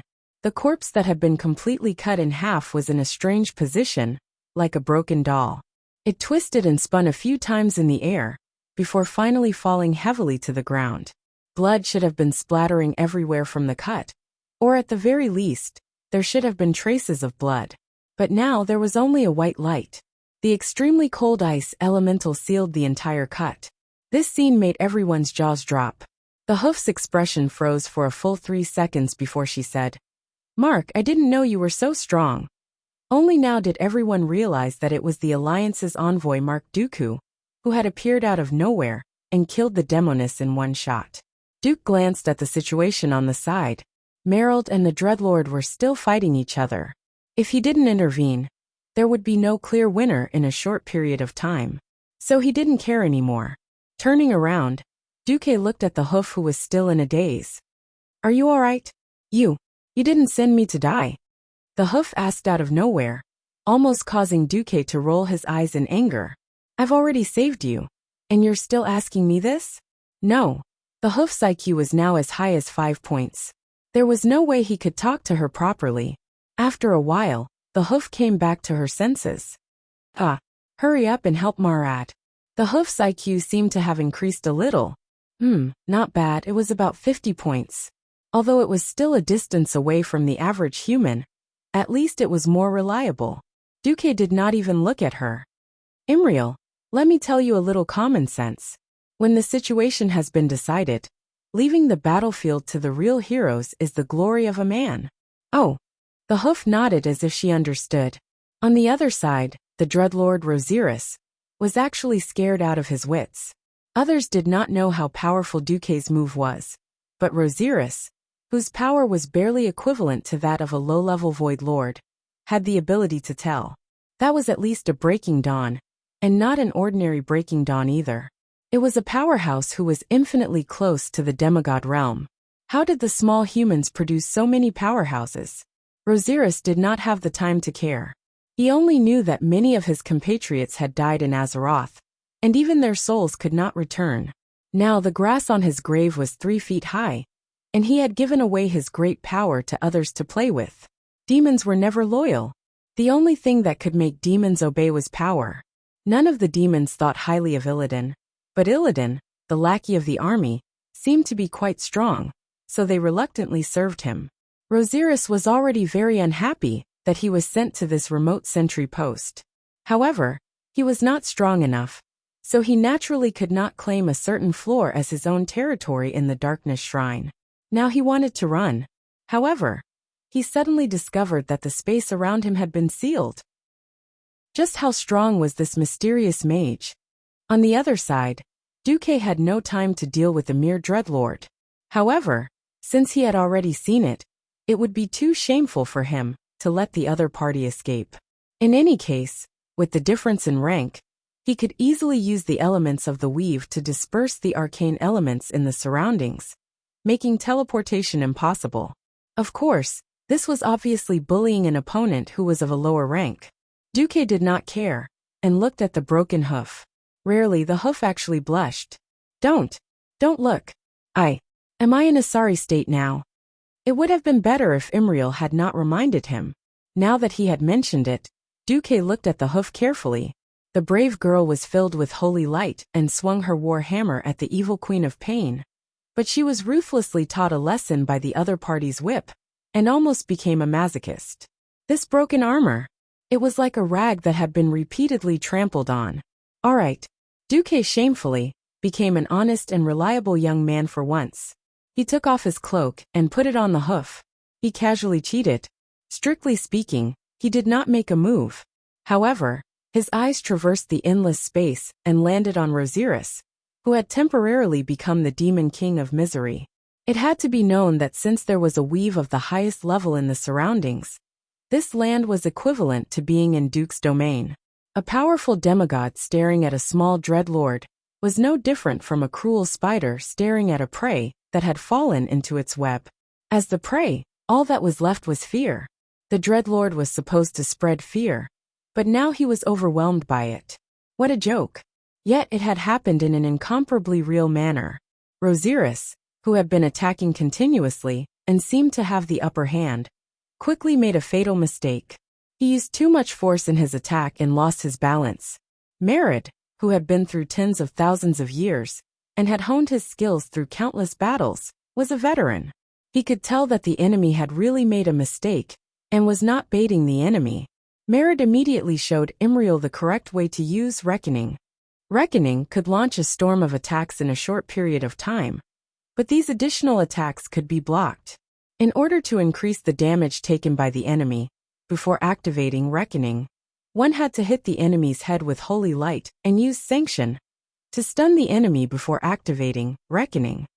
This was the standard way to maximize damage. His explosive muscles swelled to the limit, and his burly body covered in heavy armor made an unimaginable thief's quick attack movement. In an instant the dreadlord, who was as tall as a building, was smashed into meat paste by the holy light warhammer. His entire upper body, along with his armor, was smashed into an unknown mixture. The battle was over. Oh, we won. Praise the holy light. Ha ha ha ha. Cheers could be heard everywhere. He covered his cloak tightly with his hooves, as if he was afraid that he would be exposed. He didn't feel it during the bloody battle, but now that a gust of wind blew, his buttocks hurt. It was obvious that the Queen of Pain had drawn a lot of terrible places. Now that they had won, there was no need to trouble Duque with such a small matter as cleaning up the battlefield. After returning to the Wildhammer stronghold that was under construction, Duke thought that everything would be fine. Who knew that when night fell, Hooves would come to visit him on tiptoe? "It's so late. What's the matter?" Hooves stammered. I was injured during the day, but both myself and the priests in the fortress said that they could not cure it. They said that only warlocks could cure it. But there are no warlocks in the fortress. Bronzebeard Prince asked me to find you. How, what injury? Why is it so troublesome? Duque was curious. Usually, the holy light was the nemesis of shadow power. Even if it was not effective, it could be forcefully neutralized with a higher quality, or a larger amount of holy light. There were no heroic priests in the fortress, but there were still a few high-level priests. Even they could not handle it.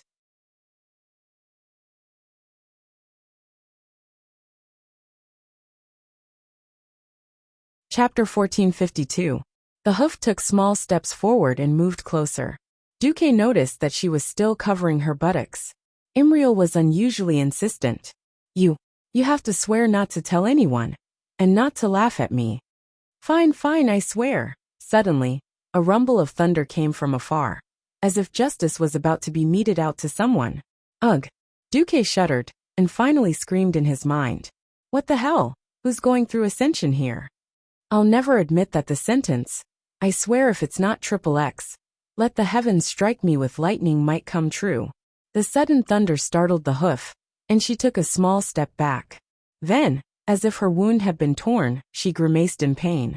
She seemed to be thinking about it, and after a long struggle, she finally showed the wound to Duque. She took off her cloak and turned around. Under the illumination of the magic lamp, he could see whip marks from her back all the way to her buttocks. Although there was holy light around the wound, when the holy light gathered to a certain point, it was firmly resisted by the black aura in the middle of the scar. And every time the holy light resisted, the wound would tear again, causing Imriel more pain. Should I say, as expected of the Queen of Pain? Duque sighed. Is it troublesome? Do I have to trouble my teacher? But Teacher Valen is very weak. I don't want to trouble him. Duque scratched his head. The hoof's wound could be simple, but it was also difficult, because he was the one who killed the Queen of Pain. When a normal strong person killed a demon, it was a physical death. But when he killed her, he destroyed part of her soul. It could not be helped. He had learned it when he joined the Burning Legion in the Ancient War. So naturally, it was convenient. Duque did not intend to promote it, and he could not. After all, capturing or destroying souls was the domain of sorcerers. Not every pharaoh could cross the domains of sorcerers, priests, and some sorcerers like him. He killed the Queen of Pain, Gabrisa, and destroyed her soul. In her despair, the demoness used the remnant of her soul to cast the most terrifying curse she could on the hoof. It was a powerful curse that was a mixture of resentful souls and high-purity dark energy. Its level of mystery was quite high. To be honest, even Willen wouldn't be able to handle it. That was because Willen was a priest at heart. Priests were good at exorcism, but dispelling curses was the domain of mages. However, since she ran into him, it served her right to be unlucky. That demoness cursed you with the remnants of her soul. Because she is a very powerful demon, your curse is indeed very troublesome. Then, the hoof said bitterly. She seemed to be in despair. How could it be easy for her to suffer such an injury on her first battle? But you're very lucky to have met me. I can help you settle it. After saying that, Duque snapped his fingers and silently called out in his heart. Immediately, Alonce's Fail cast a spell for him from the weave. The hoof could only feel that outside Duque's room, there seemed to be a very powerful priest casting a spell. In the blink of an eye, a beautiful holy light magic circle that seemed to have every magic pattern appeared under their feet and enveloped the entire room. Duque pointed at the bed. Lie down. Before I say okay. No matter what happens, you are not allowed to turn around. Got it? Got it. The hoof was overjoyed and ran over to lie down. It had to be said that because of their body structure, the recurved calves made the Dreenie's posture a little funny when they lay down. It felt like they were kneeling and purposely arched their buttocks. Duque held back his laughter, which was rare. "Show me all your wounds." The hoof was a little reluctant, but she still did as she was told, and her pants were halfway down. Of course, there was no chance for her to be exposed, because she had already put on the thong library. Done. It was like a mosquito buzzing. As for the hoof, Duque really did not have any crooked thoughts. Although he was already a dragon knight, and also the famous Naga conqueror, when he was in actual combat, one was a standard human, and the other was an elf, so he did not have any psychological burden. The hoof, after all, was really not Duque's cup of tea. For Duque, driving away the soul of an elite female demon, with at most a bit of blood, was just a small matter. The important thing was that this was a rare opportunity, and Duque had to collect some interest no matter what. The tail. The tail. Unknowingly, Duque began to play with the agile light blue tail. Duque muttered to himself, this feeling of fullness. Why does it feel like I'm masturbating? Oh no, like stroking a cat. Stroking a cat was addictive. There was still a chance to get rid of the drug addiction, but the addiction of the heart was another matter. As Duque dispelled the curse, he played with Imriel's tail, that was less than half a meter long. It felt so good. The feeling of holding it just right, the wonderful feeling of blood pulsating, the unimaginable agility, and the feeling of being alive. That's great. Duque was having fun. On the other side, Imriel, who strictly followed the instructions and refused to turn back, fell into a shameful, slightly painful and sour hell. The Dreenie's tail was very sensitive. Although it was not known whether they were more like canines or cats, there was no creature with a tail that liked to be played with.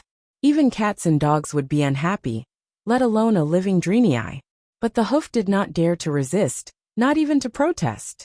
She had been cursed so badly, and in order not to hurt the vitality of her old teacher, she could only beg this guy who had forced her to lead her troops into battle.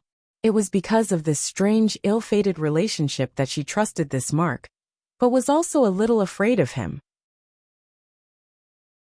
Who would have thought that this guy would play with her tail while he was healing? At this moment, the hoof's heart was full of tears. To my dear sister, although I know that this is a healing session, and this Lord Mark Dooku did not offend me, I do not know why I feel so ashamed. Sister, am I not going to marry anymore? Duque did not know about the hoof's strange thoughts. In any case, he had a good time. Half an hour later, Imriel left Duque's room in exhaustion. Looking at her unsteady steps, he really thought that she had been played to death. But when the other Dreenii saw her healing wound, they all came over to congratulate her. It's done. Yes. That Lord Dooku did not do anything to you, did he?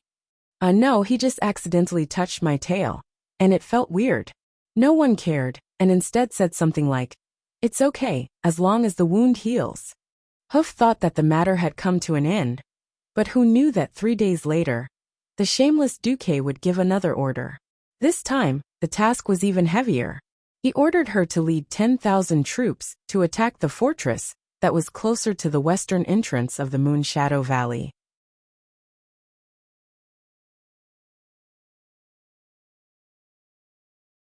Chapter 1453. Here, the Burning Legion uses the furnace of death to mass-produce hellfire. We must destroy the Burning Legion's arsenal.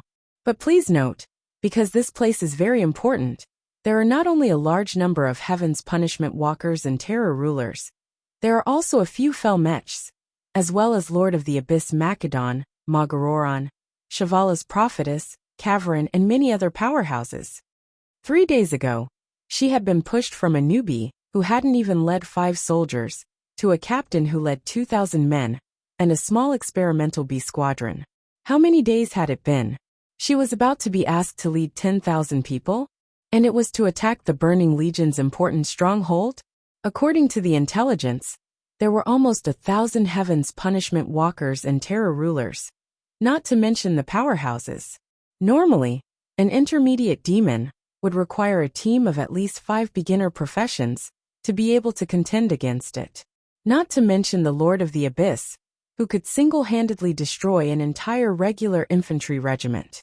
Even if the alliance had the support of the flying battleships, their combat power was simply not proportional. Not to mention her, and the two dwarven leaders, even Merid, who was most obedient, widened his eyes and was speechless. I. Hoof said the word I 3 times in a row, but could not find the words to refute. What are you afraid of? If something happens, I will naturally take responsibility. Apart from the higher-ups of the alliance, no one knew how much power this so-called alliance envoy had. Speaking of which, where are we going to get 10,000 soldiers? High Lord Jorger asked in return. Duque pointed at him. Don't we still have your troops? Damn it. Mother Rock above. The stronghold is not built yet, and you're asking me to pull the defense troops out? Duque shrugged. There's no other way. The stronghold is already a threat to our shipping routes. There have been no enemies attacking the stronghold recently, so we might as well pull half of the defense troops out to clear the rear. Jorger was so angry that he almost stomped his feet. At this moment, Imriel's eyes were gleaming with determination. It's all right. I believe that Sir Envoy must have his reasons for making such a seemingly unplanned decision. Perhaps it will be like the Royal Brothel Squad from last time. There are some existences that we don't know about, but are still powerful enough to help us destroy the enemy. Imriel puffed out his chest and sucked in his stomach. His words made it difficult for Duque to continue his act. You son of a bitch. You already have the aura of a fanatic and a martyr. Why would I need to pretend? Speaking of which, do your parents know that you're so smart? Originally, Duque did want to cultivate the Hoof's ability, and he also wanted to cultivate her trust. Since he had been seen through, there was no point in hiding anymore.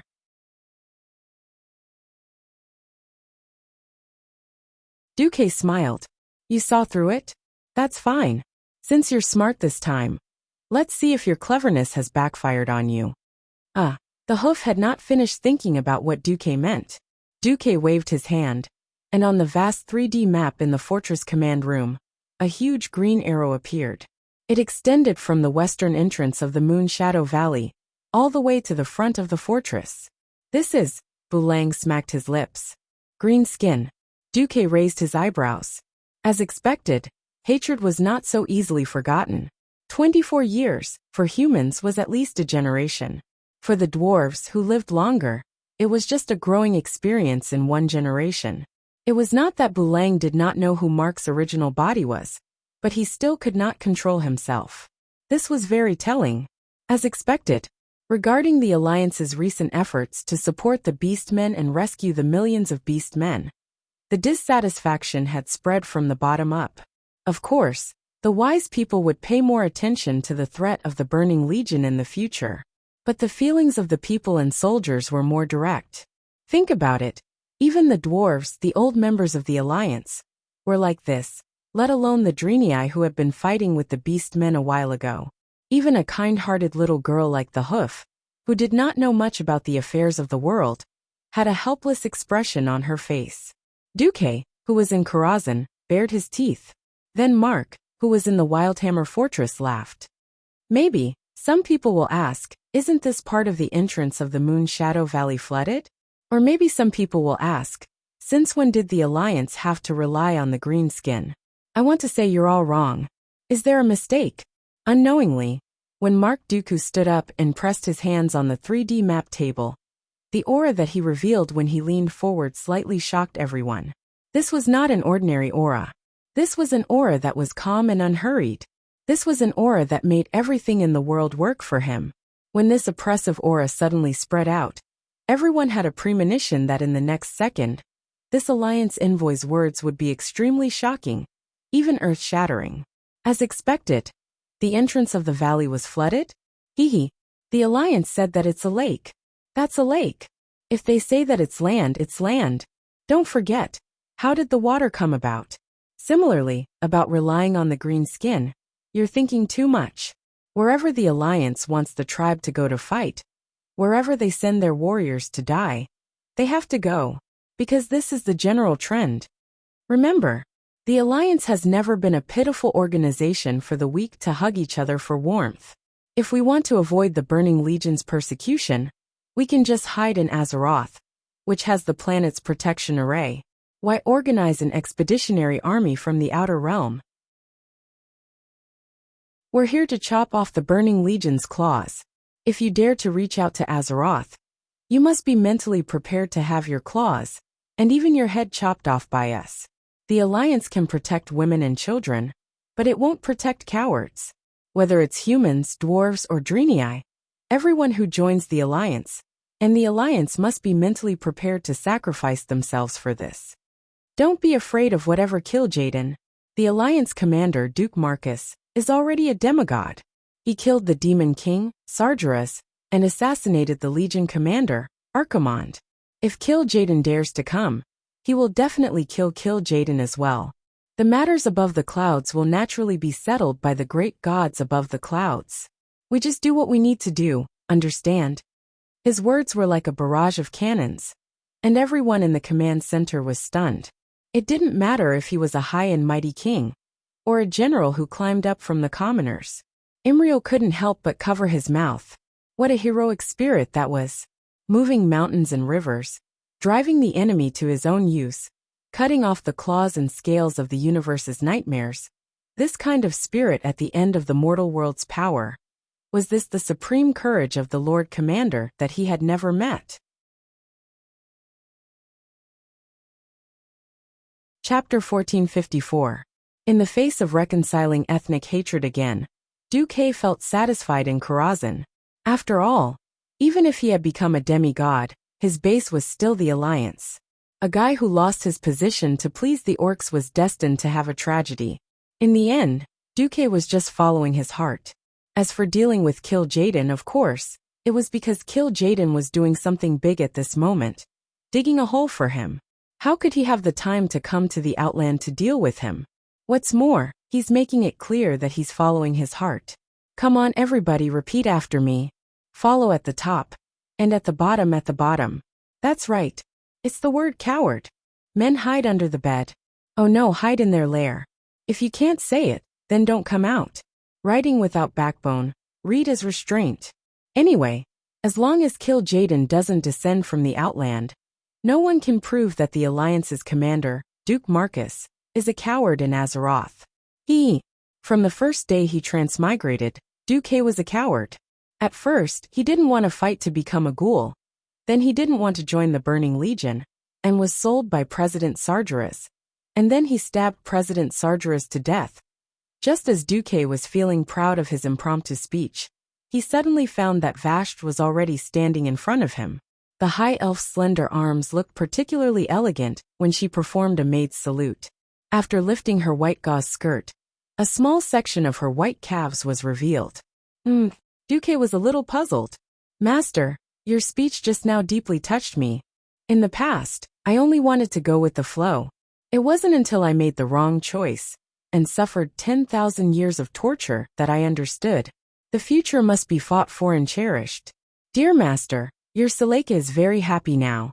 So whether it's public or private, I will unreservedly contribute my strength.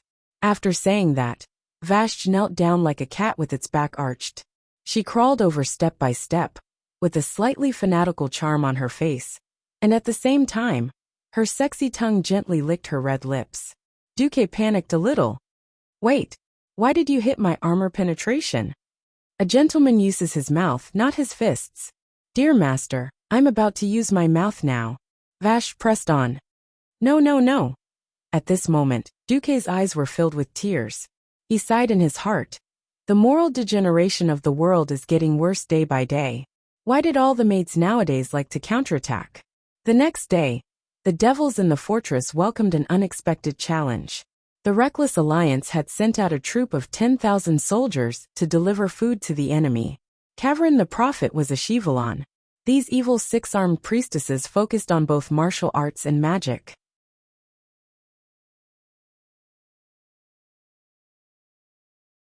Their healing spells brought many of the Burning Legion's wounded back to life, while their shadowy spells kept the memories of those who had been tortured as long as their souls did not perish.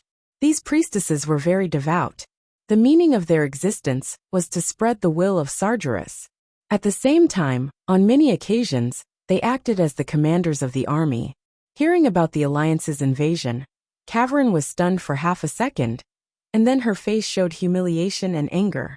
These reckless bugs, after winning under the protection of those damn Titan creations, they dare to look down on the army? Do they think we're the same as those weak trash next door, who can't even enter the main army? Send out the Fell Reavers. I want to see those bugs tremble under the invincible power of the army. The strong looked down on the weak, and the weak envied the strong. This was the norm in the Burning Legion. The powerful devils who belonged directly to the army looked down on the weaklings who were sent to join Illidan. This was almost a matter of course. When Imriel, Merit, and Yorger brought 10,000 elites and mixed forces to a place 5 kilometers in front of the fortress, they were deeply shocked. Not everyone had seen the Fell Reavers of the Hellfire Peninsula with their own eyes. Although the Fell Reavers were technically the technology of the Eridar family from 25,000 years ago, unfortunately, this technology was lost to the Draenei. Now the only ethereal Reaver was still on the spaceship of the Storm Fortress to help them guard their home. Now this batch of Fell Reavers had actually been weakened. They were created by the Embark mechanics. Although they were still very powerful, they could only be regarded as machines that used brute force after losing their arcane attack abilities. They had no intelligence and could only follow orders. The strength and defense of the Fell Reavers were better than the Hellfire. It could be said that they were an upgraded version of the Hellfire. However, the cost of creating them was very high, and even the Burning Legion had only created a few of them in the entire Outland. Other than the one that was forcefully killed by William and his heroes on the Hellfire Peninsula, and the Doom Walker that was now guarding the entrance of the Black Temple, the other 3 were here. In the sky, 10 kilometers away from the army led by Hoof, Mark Dooku, who was sitting in the command room of the Black Pearl and watching the battle through a magic mirror, laughed. In reality, there are only 3 types of weapons in the world. Energy weapons represented by magic, kinetic weapons represented by cannonballs and arrows, and projectile missiles. Even in the Great Universe era, there are no more than these 3 types. Someone suggested that I use powerful magic to bombard these big guys. Actually, as long as I can hit the armor-piercing effect, no matter how big the enemy is, it is just a target. Bulang frowned. He had always had reservations about the new warship that Duque had strongly advocated for. Reducing firepower, increasing survivability and agility, he was still not sure about this trend. Although the dwarves also had the concept of using cannons to blow things up, it was to blow everything up in one shot even if the enemies were all over the mountains and plains. Bulang had never been able to keep up with Duque's new way of thinking that pursued accuracy and killing in one shot. Let's continue watching. Duque did not say anything further, and directly let Bulang continue watching. In the image, the huge Fell Reaver was already extremely shocking just by walking over. It was more than 10 stories tall, and every step it took on the ground would cause an earthquake-like tremor. This was not an opponent that close-range weapons could deal with at all. Countless Draenei clenched the weapons in their hands tightly, but they realized that it was completely futile. Even if they used their toes to think, they would know that the sharp or blunt weapons in their hands would not be able to cause any substantial damage to this huge metal robot.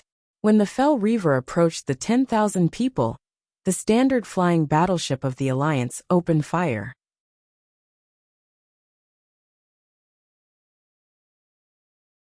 Chapter 1455. Bang, bang, bang. It was like a sound test before a piano performance. From the first note, it continued from the bow to the stern. Continuous smoke rose from the cannons, and immediately after, a dense rain of cannonballs fell from the sky. Hundreds of large-caliber cannonballs landed around the Fell Reaver, causing a chain of explosions that seemed to shatter the heavens and split the earth. 1,000 meters away, even if the unreliable Commander Hoof had spent the past few days studying the Alliance's Infantry Artillery Coordination Command Manual, and had all the infantrymen crouch on the ground or dig shallow trenches before the bombardment was completed, it still felt unbearable.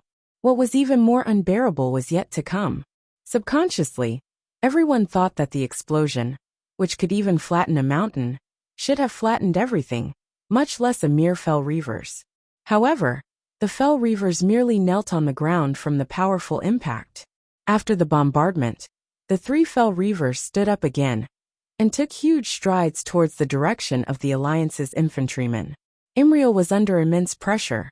The army fell reavers, which were 10 stories tall, covered nearly 10 meters in a single step.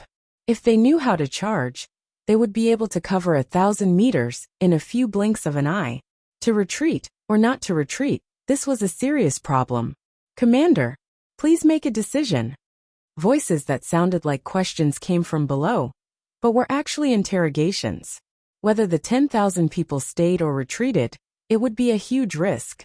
If they stayed, they could only hope that the Alliance's next round of bombardment would be effective.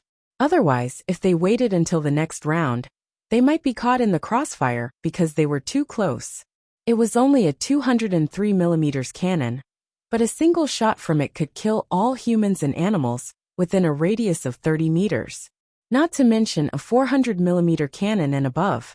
If they waited too long, even if they could take care of the 3 fell reavers, the Alliance's infantrymen would still suffer heavy casualties.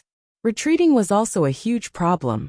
Because the troops had sneaked over from Illidair's sentry post, they had taken the mountain road. Mountain roads were always easy to see, but the closer one was, the farther one walked.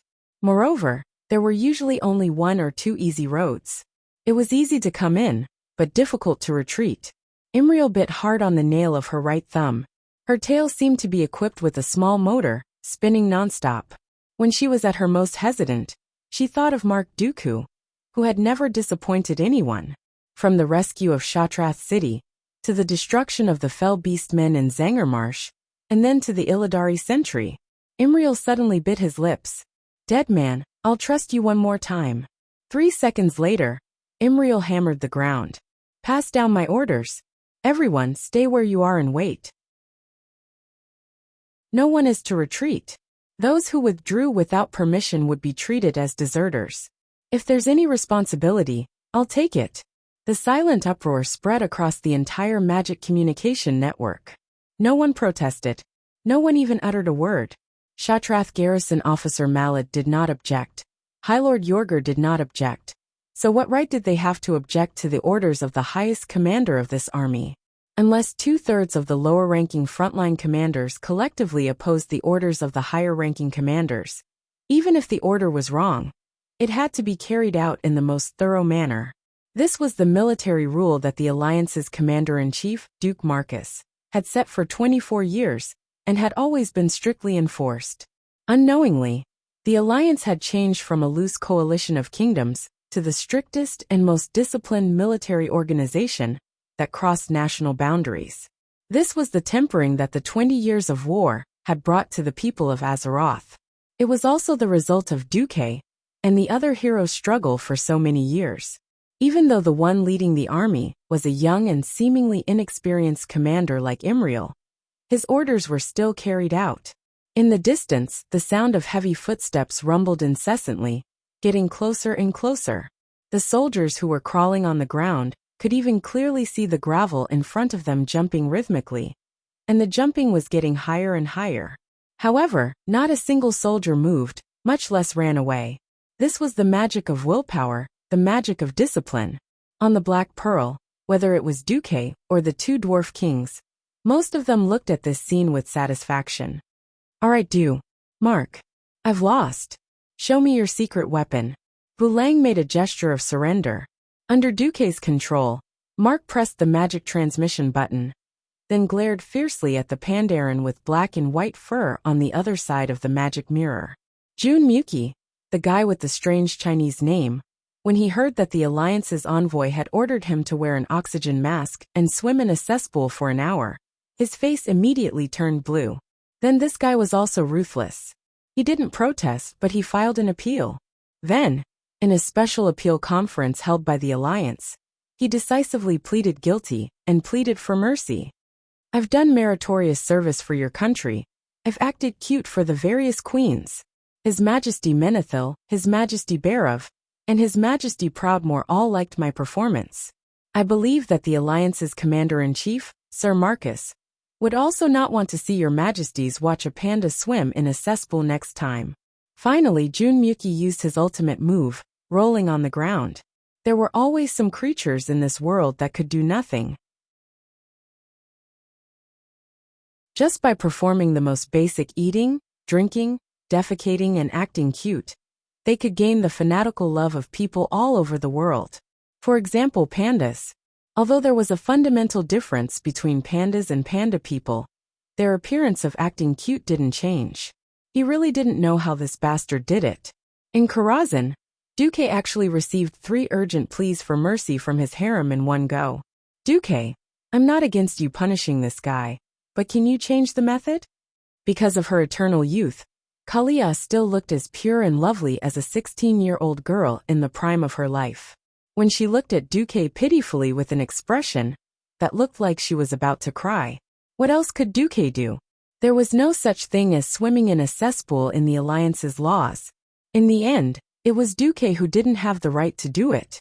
In the end, he was only punished with writing a reflection and a small fine.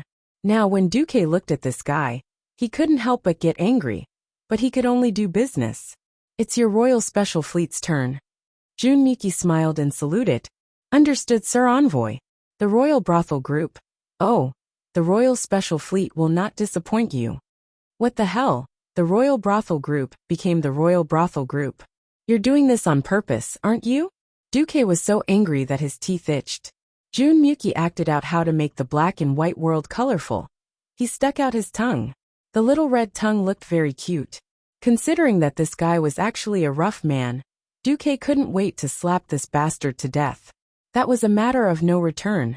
At this moment, in addition to the previous 3 warships, there was also Counterattack, Prestige, Nelson, Vanguard, Duke of York and Prince of Wales. These flying warships turned their turrets at the same time and let out a deafening roar. A few seconds later, 10,000 meters away, the right arm of an army fell mech exploded.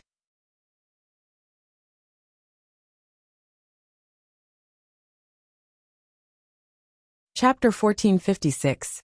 Looking at the approaching giant mech, the 10,000 soldiers kneeling on the ground trembled in fear as they prayed to the gods they believed in. The behemoth that barged into their sight should not be dealt with by mere soldiers. While military orders must be obeyed, boorish men and fools were not the same. Just as the huge tremor almost made everyone throw up last night's dinner, time seemed to have frozen at that moment. The Lord of the Abyss, who was watching the battle from afar, turned into horror as it screamed, "No!" Amidst the flames, everyone, including all the demons present, saw the right arm of the fell Reaver suddenly twist outwards in a posture that should not have appeared in the explosion. It twisted outwards twice like a fried dough twist, and then because of the explosion at the shoulder, the entire arm fell off. There were still bright sparks at the fracture, and green demonic energy sputtered out like a fountain. What was even more ridiculous was that the arm that had fallen off was struck by another round of artillery. It spun and flew towards a mechanical device made by Morgo not far away, easily smashing it into smithereens. Everyone's mouth was agape. An earth-shattering cheer immediately broke out in the Allied forces camp. Long live the Alliance! F***CK these big toys! Ha ha ha! Compared to the cheers of the Allied camp, the Morgo technicians were shocked. The Fell Reaver's 200mm thick armor was penetrated because it was an alloy filled with demonic energy. Even the powerful magic of a Breaking Dawn Archmage might not be able to penetrate its armor. Similarly, even the brute strength of the Lord of the Abyss could not easily penetrate the alloy armor. Why did it become like paper in front of the humans' cannons? The foreman Morgo was furious. Counterattack. Fire the cannons and counterattack. Demonic cannons were a necessary facility for every demonic foundry camp. Every demonic foundry camp would first set up demonic cannons before construction to provide protection for Gon Urge and Morgo, who were working on the construction. There was no lack of demonic cannons in the Outlands, and this time was no exception. Many of the demonic cannons hidden underground were pushed out from the bunkers by the craftsmen and fired directly into the sky. The high-density dark energy cannonballs left a trail of green glow in the dark sky as they flew toward the Alliance's airships hovering in the sky. Retreat! Retreat! Retreat immediately! In order to cover the retreat of the main force, brave frigates rushed up from time to time, using their relatively weak magic shields as the main force of the warships and cruisers to withstand the attacks of the large-caliber demonic cannons. Their fates were often tragic. The spherical white shield lasted less than a second before it turned into elemental particles and scattered in the air. Under the direct attack of the cannons, most of the ship's keel broke in one go. The dark energy that charged straight and easily swept through the entire armory and triggered an even more powerful explosion. Broken wood, twisted cannon barrels, and broken limbs of humans and dwarves rained down from the sky. This scene was simply too horrible to look at. Boulanger covered his eyes. Duque sighed. See, if it were a new type of warship with an isolation cabin, it wouldn't have exploded so easily. Boulanger nodded silently. If he had listened to Duque and given up the multi-cannons earlier, there would not have been this moment of sacrifice. The only thing to be thankful for was that, with the desperate cover of the small ships, the main force finally flew out of the range of the demonic cannons. Draenor itself was a planet with a smaller radius than Azeroth, so its crust had a larger curvature. Even after the planet exploded, the remaining continents or regions were the same. When it flew more than 4,000 meters away from a target, the warship would look like it had sunk below the horizon. The demonic cannons that could only hit directly could not hit it at all, but the new cannons of the Alliance attacked in a parabola. Although the hit rate of the attack from 10,000 meters away was simply unbearable to look at, the new cannons hitting the Fel Reavers were like a sledgehammer hitting an egg. It was fine if it missed, but if it did, not only would the egg white and yolk flow out, even the eggshell would turn into powder. Even with the help of the army, the cross-field attack of the giant cannons was still a matter of luck. Fortunately, the Alliance had always been lucky where the hooves were. After just 3 rounds of cannons, the 3 huge Fel Reavers were dead. The first Fel Reavers was the luckiest. It only had 1 hand and 1 leg hit, and it fell to the ground, twitching like an epileptic. The second Fel Reavers was the worst. Unfortunately, it was hit in the chest by Hudiheo's Soul Striker. The armor-piercing round, which weighed more than a ton, had pierced through the chest armor and hit the Fel Reaver directly, causing a huge explosion. It even affected the third Fel Reaver, which was close by.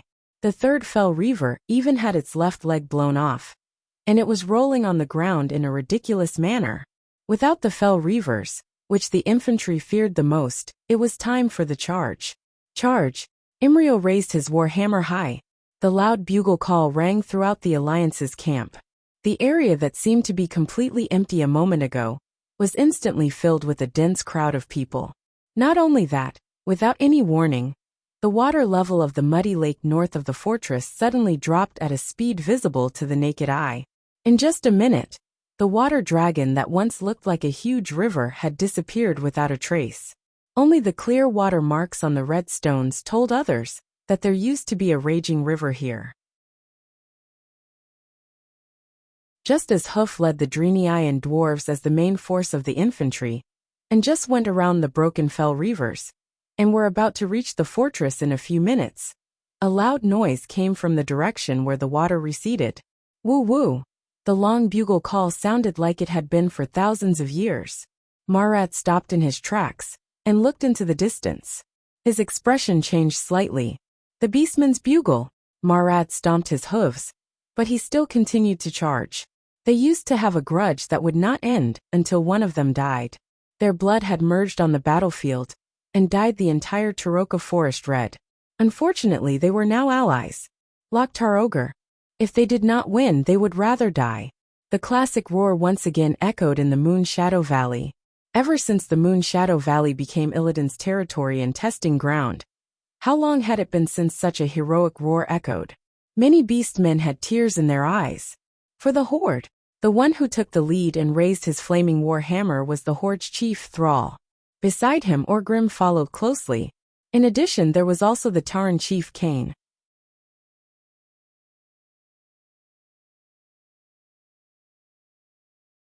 Chapter 1457.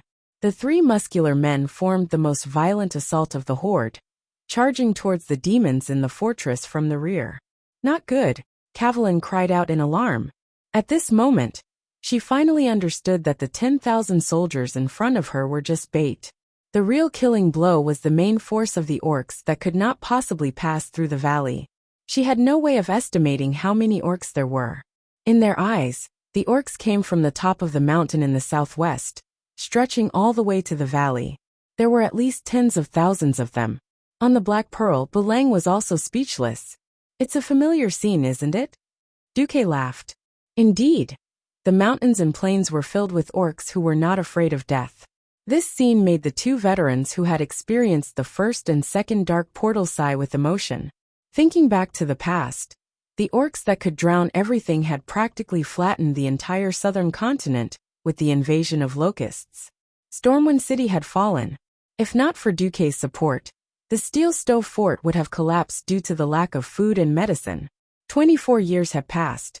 Even if the Alliance had a very terrifying new cannon, once the enemy had the absolute advantage in numbers, this scene would still make any commander tremble in fear. How many people did Sal bring with him? Kudrin complained. Duque scratched his head. Originally, he said he wanted to bring 1 million people into Moonshadow Valley. I said I couldn't afford it, so he was forced to reduce it to 200,000. No one would underestimate the 200,000 people of the Horde. The living conditions in the Outland were getting harsher every day. The old, weak, sick and disabled basically all died when Nazul invaded Azeroth. The edge of the continent was collapsing day by day, and the living space was decreasing day by day. Which clan did not fight to the death to snatch a hunting ground? It was not an exaggeration to say that the current orcs were all born from mountains of corpses and seas of blood. If the only thing that restricted the orcs' combat power was their outdated weapons and equipment. But now this problem no longer existed. The tribes could shamelessly ask the Alliance to provide them with food and holy water. But the Alliance would never provide them with weapons for free. On the continent of Azeroth Kalimdor, every goblin factory belonging to the Rustwater conglomerate was working overtime day and night. Even Duque, who was used to seeing the world, felt his scalp tingle when he saw that kind of place that could be called a sweatshop. As a price, the tribe managed to gather 300,000 sets of armor and 500,000 heavy steel weapons in a very short period of time. Nowadays, all the weapons were polished by the Naru of Shatrath City. It didn't matter if it was foot water or shampoo. At this moment, every weapon in the hands of the tribal warriors shone with golden light. Even though many of the golden lights were dull and impure, they were still weapons against demons. The beastmen's footsteps were very fast, and their endurance was also quite good. They almost didn't need to pant or slow down, while charging more than 3,000 meters. Soon, tens of thousands of orcs charged into the military fortress that didn't have any special defenses. Originally, there was, but before the beastmen charged, Duque kindly let the Royal Kiln Regiment plow the front lines where there were demonic cannons. Under the perfect coordination of the infantry and cannons, the result was that the tribe, which was basically made up of soldiers, was able to directly pull the demons into close combat, without suffering much from the opponent's long-range attacks. Let the old battleship team approach. The tribe entered close combat, and then used ultra-long-range attacks from 10,000 meters away. Due to the problem of accuracy, it seemed like they were deliberately tricking their allies. Duque was disdainful, so he simply let the old battleship approach the military fortress, and use its cannons to cover deeper into the military fortress. The moment the Black Pearl crossed the horizon and saw the military fortress, a deafening sound wave swept over like a tide. It easily passed through the thick deck of the ship and rushed into the eardrums of everyone present, washing over them repeatedly. Duque frowned. Although this mark didn't really have a sense of hearing, he had lowered the volume of the scene in Karazhan. A wave of green mixed with brownish red swept across half of the land. That was countless orcs.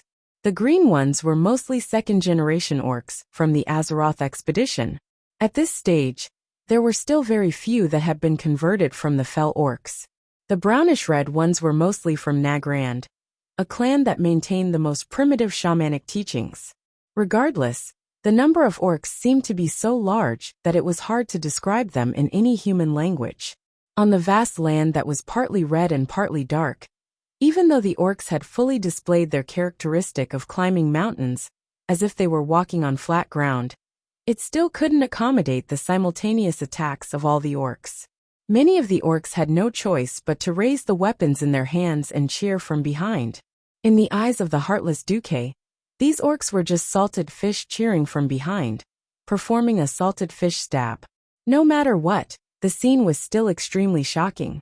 The demon guards were the main force of the Burning Legion, and they had an extremely large number.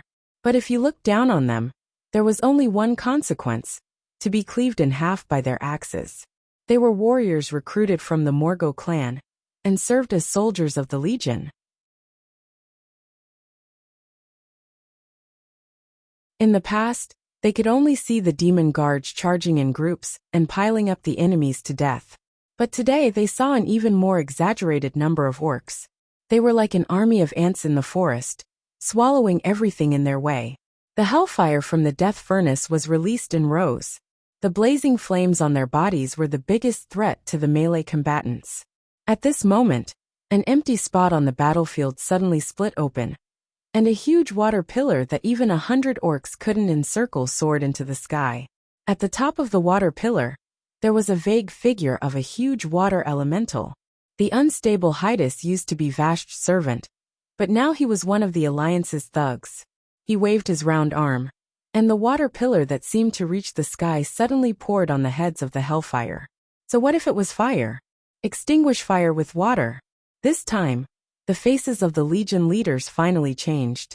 They had their own flag, two huge double-headed swords forming a cross, and holding the two swords were impressively 6 slender arms. These represented the 3 leaders of this army. In the past 25,000 years, it had participated in hundreds of wars to exterminate planets. Although it didn't belong to the first line of the Burning Legion, it was definitely famous. Now this legion was almost completely destroyed.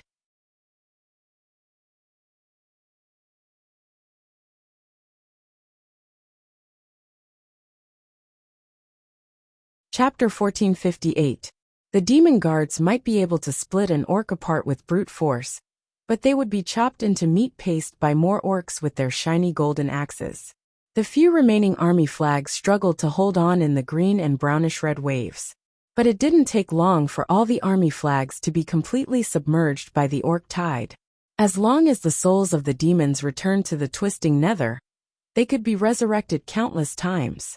The souls of the demons that were separated from their dead bodies floated in the air and laughed at the ugly orcs below. Then, they encountered something they didn't want to encounter the most.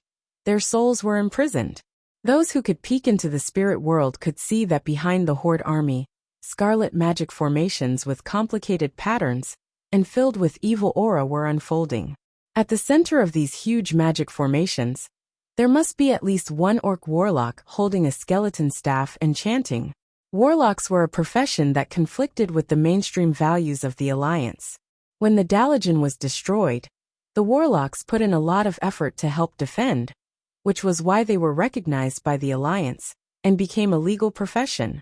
It was just that young magic apprentices yearned to become a god of magic like their idol, Duke Marcus, rather than a dirty and evil warlock.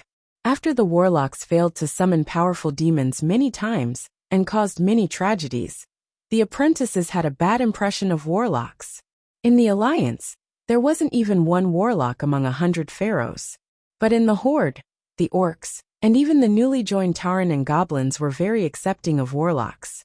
As a result, the number of warlocks in the Horde was similar to that of the mages, second only to the shamans. The orc warriors at the front killed the demons. The orc warlocks at the back were also enjoying this feast of souls. With the help of the magic formations, they could destroy the souls of the demon guards that were separated from their bodies. They could make them into materials that could be used to cast powerful spells, soul fragments. And the more powerful demons would be enslaved in the cruelest way. Chains that symbolized shame were chained around the necks of the Apocalypse guards. Listening to the wails of these powerful demons in the spiritual realm, and seeing their miserable state of being enslaved in anger and unwillingness, the warlocks let out triumphant laughter. No one noticed that the Sun King Anastrian's dark eye sockets were flickering. If the last battle of Ankh-Karaj was a feast for the Alliance, not only did the Alliance seize the powerful floating fortress of Naxxramas, but they also took in the powerful Karaj insect people as their servants. Then this expedition to the Outland was a carnival for the orcs.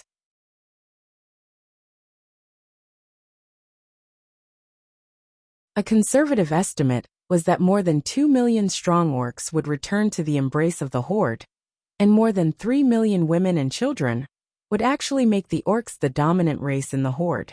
But the Forgotten Ones didn't gain anything. They were forbidden to resurrect the dead elves and humans as the new Forsaken. As for the Beast Men, the Forgotten Ones, they did not acknowledge Anastrian's rule at all. These ingrates followed Orgrim and fought for the benefit of the Beast Men. Do you really think I, Anastrian Sunstrider, am a slave? The Sun King sneered. Suddenly, a magical message arrived. Anastrian, it's your turn. Take care of that 6-armed female demon. Tsar's order came. Simple and straightforward, coupled with a rough voice. No matter how many times Anastrian heard it, he couldn't get used to it. The noble and elegant high elves never spoke in such a way. And every time, such a conversation would hurt Anastrian's modesty as the Sun King. The anger factor was burning in the soul fire. Yes, great chief. The Sun King still bowed respectfully. The undead had no expression to speak of. In the eyes of most living beings, the Forgotten Ones had no emotions. Obviously, they were all wrong. In this battle, Sar, Orgrim and Cain killed the Lord of the Abyss, Macedon and Magaroran. Kavrin, the female prophet of Shavara, was killed by Anastrian, and her soul was captured. There was no doubt as to why the Sun King could capture the soul. True heroes often had multiple professions, and were proficient in all 3 fields. Uther was not a priest-turned-paladin. Back then, Kel'Thuzad was a pharaoh turned warlock, and later became a lich. For true geniuses, the so-called barriers of professions did not exist. The only difference was whether they wanted to do it or not. On the Black Pearl, there was a familiar yet strange guest, Muradin Bronzebeard. Oh, my second brother. Bulang raised a gun with a tip that looked like a trumpet, and fired a shot at Muradin. Of course, there was no bullet in this old gun. It was full of inferior gunpowder. This shot did no damage to Muradin, who was in a panic, and had cast Avatar halfway. It was purely a spray to his face. Yes, Muradin's face was blackened. Then, the second brother of the Bronzebeard family responded with an iron fist of love that said, "I'm bigger than you," to his third brother. The 2 idiots punched each other many times before they sat down panting. "Are you done?" Duque asked. "No, but we'll continue in private." "All right, you guys played really well." Duque was speechless. Muradin looked left and right, and glanced at Duque, who was disguised as Mark, for a long time. In the end, he nodded with a strange expression. No. In terms of tricks, we can't compare to you mages, even if we play for 1,000 years. Apparently, Magni had informed Muradin of Mark Dooku's identity. Duque did not mind. This was not a secret among the true higher-ups of the Alliance. By the way, don't you need to rest? Would Magni be willing to let you come to the Outland? Big brother. He's busy dealing with his daughter Moira. Muradin continued to secretly explain to Duque. Moira Bronzebeard, the daughter of Magni Bronzebeard, was originally the princess of Iron Furnace Castle. Later, she fell in love with Emperor Drogon Tharisin of the Black Iron tribe, and followed him to Blackrock Mountain.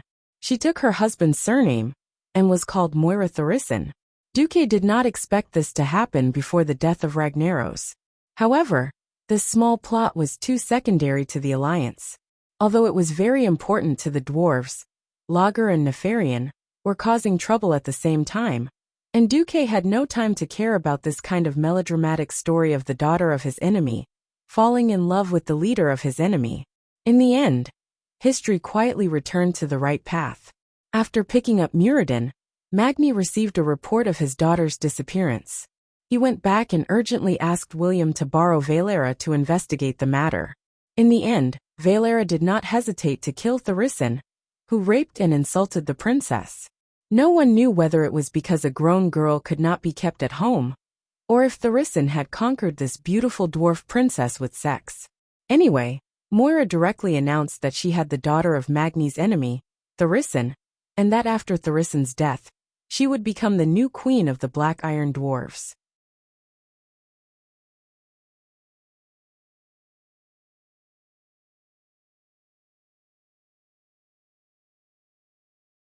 Chapter 1459. This result made Varila, who personally took action, extremely embarrassed. She thought that she would become a friend of women and kill bad men to warn the world.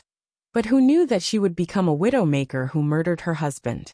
Of course, this also made Magni very angry. Duque could only smile bitterly about this matter. If things continued to develop like this, Magni would have an opportunity to become a demigod in a few years. However, taking advantage of Magni's unexpected apotheosis, Moira, the traitorous princess, would try to seize power. Of course, with me here, you want to overturn the heavens? Hehehe. Duque no longer paid attention to such trivial matters. He looked at the military map, where the marks of the two armies of Varian and Wajin had moved from Blade's Edge Mountain to the Netherstorm area. It seemed that it was only a matter of time before the entire Outland was resolved. It was worth mentioning that when passing through the Blade's Edge Mountain area, the Allied forces did not fight with the Gollans. He still remembered the first time Duque went to Blade's Edge Mountain in the game. He saw many black dragon corpses pierced by sharp conical stone spikes on the dragon's end. Those were the dragons that were killed by the Gollan king Gruul. Therefore, as a demigod, Gruul had the title of Dragon Slayer. His body lived in the depths of Gruul's lair in the north of Blade's Edge Mountain, and his powerful fist would kill anyone who dared to challenge him. In the game, Dragon Slayer Gruul was also the final boss of the 25-man dungeon Gruul's Lair. Gruul was born in the Outland, and was a powerful creature with a demigod body. Legend had it that the Gollans raised the ogres, but ruled them by force. The Gollans usually had great strength and size. If one flew over Blade's Edge Mountain, they would find several huge Gollans wandering among them. They were Gruul's sons. For thousands of years, the Goran tribe and the Beastmen had been at war with each other. Moreover, Grom Hellscream and his father were famous for killing Gollan. Who knew that this time, Thrall personally visited Dragon Slayer Gruul? No one knew what Thrall promised. He only knew that Gruul had ordered Gerald to give up the passage, and guaranteed that the Alliance army would not interfere in the war between the Alliance army and the Burning Legion during the Outer Realm expedition. This caught Duque by surprise. For this reason, Jaina specifically reminded Duque, "Be careful, the possibility of the Goran family joining the tribe is not small. Perhaps they had a feud. Since the Outland is going to be destroyed, it is not impossible for Gruul to make concessions and join the tribe in order to survive." Duque smiled. "Since we can subdue the Kiraji insect people and recruit the Naga tribe, why can't the tribe have Goran? And it's not their first time working together."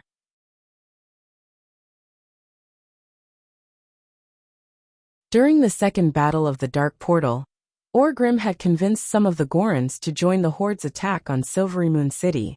March 3rd, year 24 of the Dark Portal. If one only looked at the military map of the Outer Realm, anyone would think that the outcome of this war had already been decided. This was because apart from a small part of Moon Shadow Valley, all of the Outer Realms had the flags of the Allied forces. From the northernmost Nether Storm Zone to the southernmost Taroka Forest. From the westernmost Nagran to the easternmost Hellfire Peninsula, the Allied forces had almost wiped out all of Illidan's forces, and the rest were just some guys who were unwilling to be left out and engaged in guerrilla warfare, which did not affect the overall situation. Outside the Dark Temple located in the easternmost part of Moon Shadow Valley, the Shadar altar occupied by the Ordo faction of Shatrath City in the northwest, the Temple of Stars occupied by the Astrologer faction in the southwest. On the high ground in the west, where the ruins of Bali used to be, a huge Horde barracks had been built. Echoing the Horde barracks was the Watchman's Cage, which should have been controlled by the Great Unoathkeeper. That place had now become the Alliance barracks. 300,000 elite Horde warriors were ready to go. The same was true for the 150,000 Alliance elites. Above the two barracks, countless flying battleships and raptor mounts covered the sky. If it were not for the fact that the entire Moon Shadow Valley had been severely corrupted by the dark powers, and all food had to be transferred from the Tarokka forest area, coupled with the lack of equipment and other problems, it was estimated that the insane horde could pull out more than 1 million soldiers.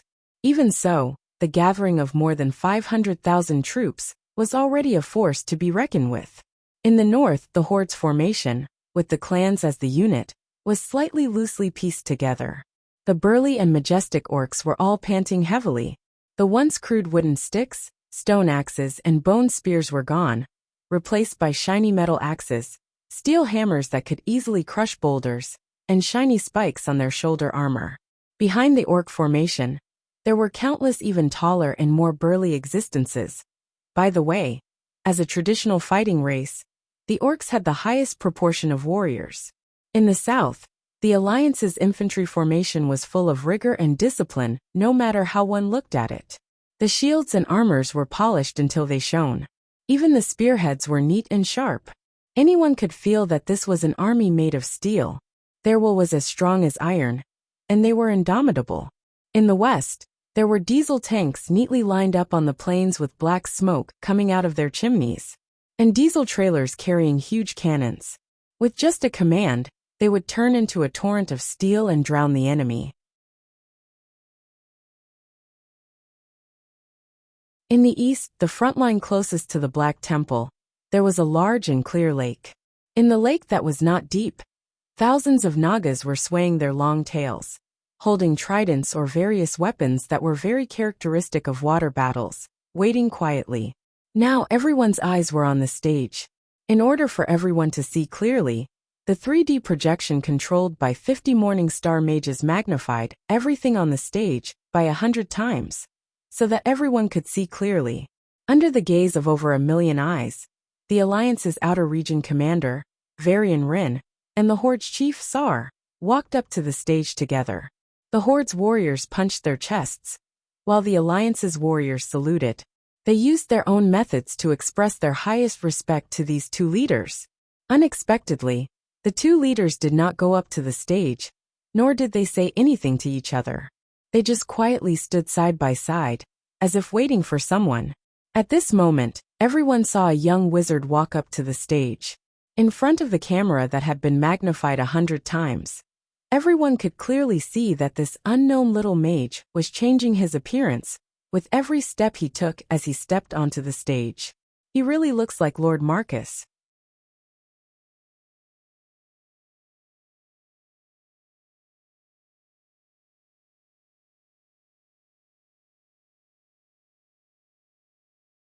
Chapter 1460. If one were to say that the first few steps that marked Dooku had given people the impression that they could still vaguely see Duke's elegance between his brows, then with the last few steps, everyone was shocked to see that Mark Dooku had completely transformed into Duke Marcus. This magical performance made everyone who recognized Duke open their mouths in shock, unable to close them for a long time. Who is he? A young orc who grew up in Nagrand asked his compatriot from Azeroth. Looking at the row of fangs on his thick black iron armor, one could tell that this old orc was a centurion. The centurion had a complicated expression on his face. If they had not seen it with their own eyes, it would be hard to imagine that this rough, green face full of pimples could express such rich emotions. He is the orc's former nightmare, the current commander-in-chief of the Alliance, the demigod of Azeroth, Duke Marcus. To the older generation, and even the new generation of Azeroth orcs who had grown up, the name Duke Marcus gave them all kinds of complicated feelings. Why do we have to listen to a human's orders? The young orc from Nagrand was very direct. The ones who came to save them were orcs from Azeroth. Why did orcs have to listen to a human's orders? The old orc's sigh was filled with infinite sorrow. Child, 24 years ago, I was as young as you. At that time, our world was not as bad as it is now, but many people could no longer survive. With the dream of conquering a new world, we crossed the dark portal. At first we were invincible, killing millions of humans and dwarves. Then, the alliance led by Duke Marcus defeated us, using all kinds of methods to kill even more orc warriors. Many orcs from Azeroth were unwilling to talk about this part of history. This was the first time the young orc and the orcs around him had heard this story, and their mouths were wide open in shock. 24 years ago, the humans could defeat us. Today they can do the same. But the human-led alliance suppressed their hatred for us, because we all have a common enemy, the demons of the Burning Legion. In order to rush to our world to save you, we also chose to cooperate with the human-led alliance. That's how it is. The Elder Centurion's explanation silenced everyone. None of the beastmen knew what their future would be like. But no matter how bad it would still be better than staying in a world that was quickly being destroyed. This was why the orcs could maintain their fighting spirit, even under the banner of the allied army. Compared to the beastmen's struggle, the alliance's soldiers were much simpler. When they saw Duque's face, not only did it evoke their impression of this commander-in-chief, but it also evoked all the glory they had obtained. Those days of glory that only belonged to the alliance lingered in the deepest recesses of the veterans' memories. From the darkest and most chaotic era, he saved humans, dwarves, gnomes, and elves from the despair of extinction, and finally achieved victory and revival. The eyes of the alliance soldiers lit up.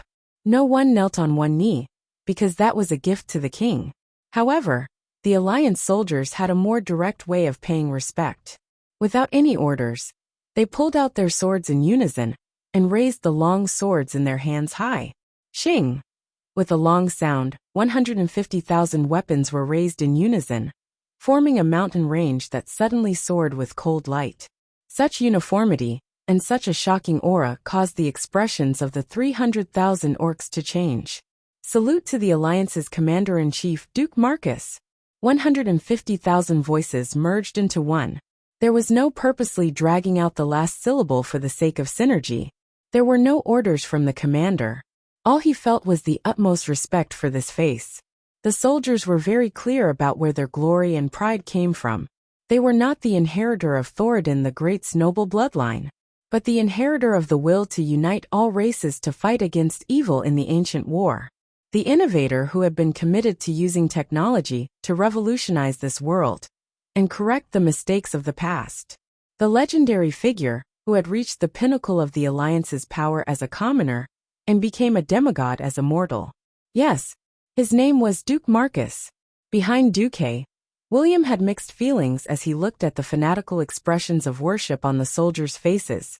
The mechanized armored troops lined up behind the formation, and the airships barely hovering in the sky. He had worked very hard, and his level of leadership had long surpassed that of his father Lang. He still couldn't get the highest evaluation in the alliance.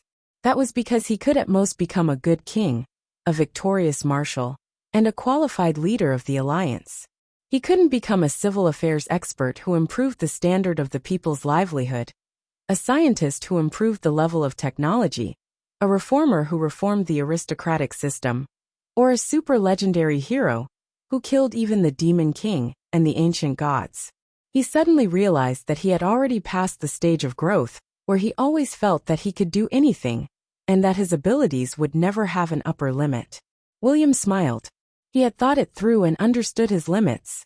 There could only be one person who stood at the top of the world, but that person wasn't him. If he couldn't surpass it, he could only accept it.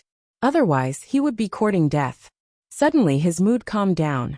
William gave an alliance military salute to Duque's back. Beside him, Sal's mood was equally complicated, but it didn't prevent him from expressing his respect for Duque's generosity and magnanimity. Without Duque's approval, there wouldn't be the redemption of the millions of orcs. If the alliance was ruthless enough, they could even completely trap the horde, blow up a certain huge area, and throw all the orcs into the void to die. For some reason, Sal always felt that Duque could totally do it. At this moment, Sal punched his chest with one hand, showing the highest respect that an orc could do to Duque. Duque gently raised his hands, palms facing down, and made a pressing gesture. For a moment, The Alliance soldiers sheathed their swords, and there was complete silence. Duque spoke. His voice was transmitted to every corner of the plains through the preset amplification magic. Nearly 30 years ago, the Burning Legion's commander Kil'jaeden bewitched the orc great shaman Nazul, saying that the Draenei would bring destruction to this world. Thus came the cruel and bloody Battle of Shatrath. 24 years ago, under the bewitchment of the evil warlock Gul'dan who sought refuge with Kil'jaeden, Gromhel roared and drank the first bowl of devil's blood. Thus came the green-skinned violent orcs. Thus came the Azeroth invasion led by the first great chief of the Horde, Black Hand.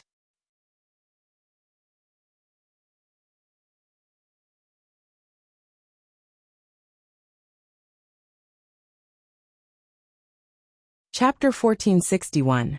19 years ago, it was the hateful Kil'jaeden who turned Nazul into a big bomb. After he failed to murder the world of Azeroth, he threw himself into this world instead, causing the big explosion and collapse of the planet. After that, Illidan, who joined the Burning Legion, invaded this world and made it even more filthy and destroyed. That's right. Even though the Alliance and the Horde, the humans, dwarves, elves, Draenei and beastmen have all fought against each other in the past. And even now, there are enemies standing against each other. But as the witness of this cruel history, as the one who exposed the conspiracy, I, Duke Marcus, would like to say that all of these are the sins of the Burning Legion. As soon as Duque's voice fell, there was a big commotion below. First it was the Alliance, then it was the orcs. Because of the simultaneous translation by the backstage personnel, the broadcast on the orcs side would be delayed by about a second. As a result, the reaction would be delayed by a second. The orcs who stayed behind in Draenor knew that they were suffering. The world had exploded, and the world was still collapsing day by day. They did not know when they would all die together. Not many orcs knew about the ins and outs of the matter. Even the wisest shaman in the clan only knew part of the content. Not to mention those who stayed behind. Even the orcs on the side of Azeroth were not completely clear about this part of history. Now that Duque had revealed the matter, it would be strange if they were not surprised. At first, the orcs did not want to believe it, but they soon saw Thrall, who was standing next to Duque, make a gesture for everyone to continue listening. Before today, no one had thought that Duque would appear, and no one had thought that Duque would use such an argument. There was no doubt that such an argument was very popular, as it could minimize the hatred between the Alliance and the Horde. Although every war was caused by the will of countless forces and ambitious people, the biggest pot was thrown to the Burning Legion, and the rest was just a small pot. The corners of Duque's mouth rose, and he smiled. He thought to himself, Kil'jaeden, you're the one taking the blame, forcing me to continue pretending. Duque wasn't afraid that Kil'jaeden would descend and beat him up.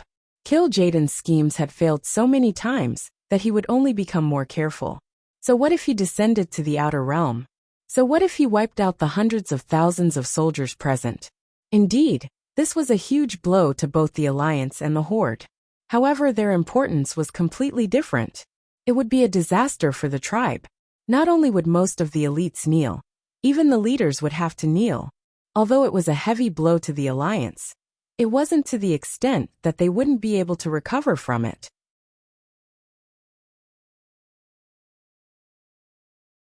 After all, at the end of the day, the Duque who was standing here and speaking was just a puppet. There were so many leaders in the Alliance, but only Varian had come, including Daneth Trollbane, who hadn't registered yet. There were only 2 leaders. Moreover, in Kil'jaeden's opinion, William's role was at most that of the Alliance's third-in-command. Instead of scaring Duque away here, why not continue his plot that he thought was flawless? Duque sensed that Kil'jaeden would not appear, so this mobilization meeting could naturally continue. We can't forget our hatred for each other. It's because we can't forget that we can truly feel the brutality and shamelessness of the Burning Legion. We can aim our swords at our true enemies, the demons of the Burning Legion. We're about to wipe out this land that was once almost completely occupied by the demons. There's only one target left. The Burning Legion's biggest pawn in this world, Illidan Stormrage. Only by defeating Illidan and restoring the glory of this temple that has been tarnished and renamed as the Black Temple. Only then can the common justice of the Alliance and the Horde be truly upheld. Warriors, raise the weapons in your hands. Use your weapons to say no to these demons who destroyed our homes and attempted to cut off our bloodlines.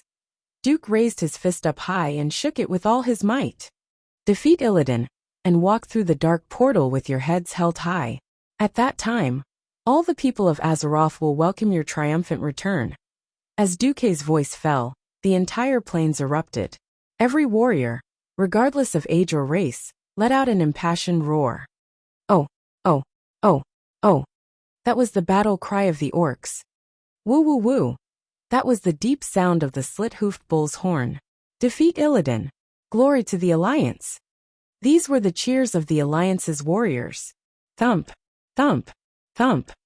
Even the Nagas who had just surrendered to the Alliance used their tridents to hit the water, creating waves. They also remembered the glory of being high elves in the past, and also remembered Sardra's ruthless abandonment of them. The warriors of all races raised their weapons high again and again, using their voices to make the strongest sound against the demons. Their morale was high, and their voices rose to the sky. Almost everyone was shouting at the top of their lungs to vent the anger in their hearts, and they couldn't calm down for a long time. Finally, after waiting for the sound to stop for a while, Duke opened his arms, raised them high, and then pulled them back at the same time. The Alliance's side immediately quietened down, and the Horde side also calmed down after a while. Duke said loudly, "In the name of the Alliance's Commander-in-Chief, I hereby officially announce that from now on attack. Target the Black Temple." At this moment William stepped forward. "Vashj, come forward and listen to my orders."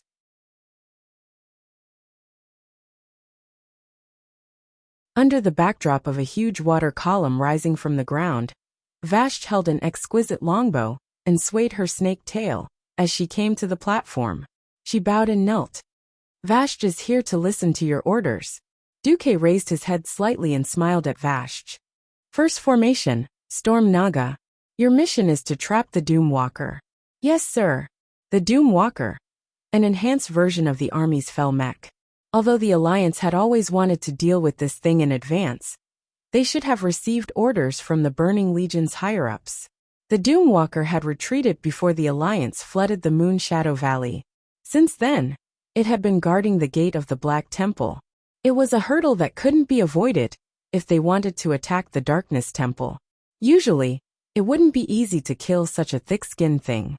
Because it was hiding in the Darkness Temple's territory, the entire temple had inherited the magic defense system from the Karabo Temple.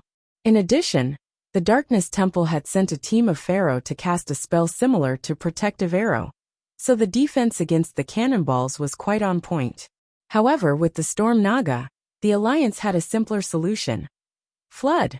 In order to carry out this water attack, Vashj had accumulated it for a long time with the cooperation of the dwarf craftsmen. They could finally pour out all the water in one go.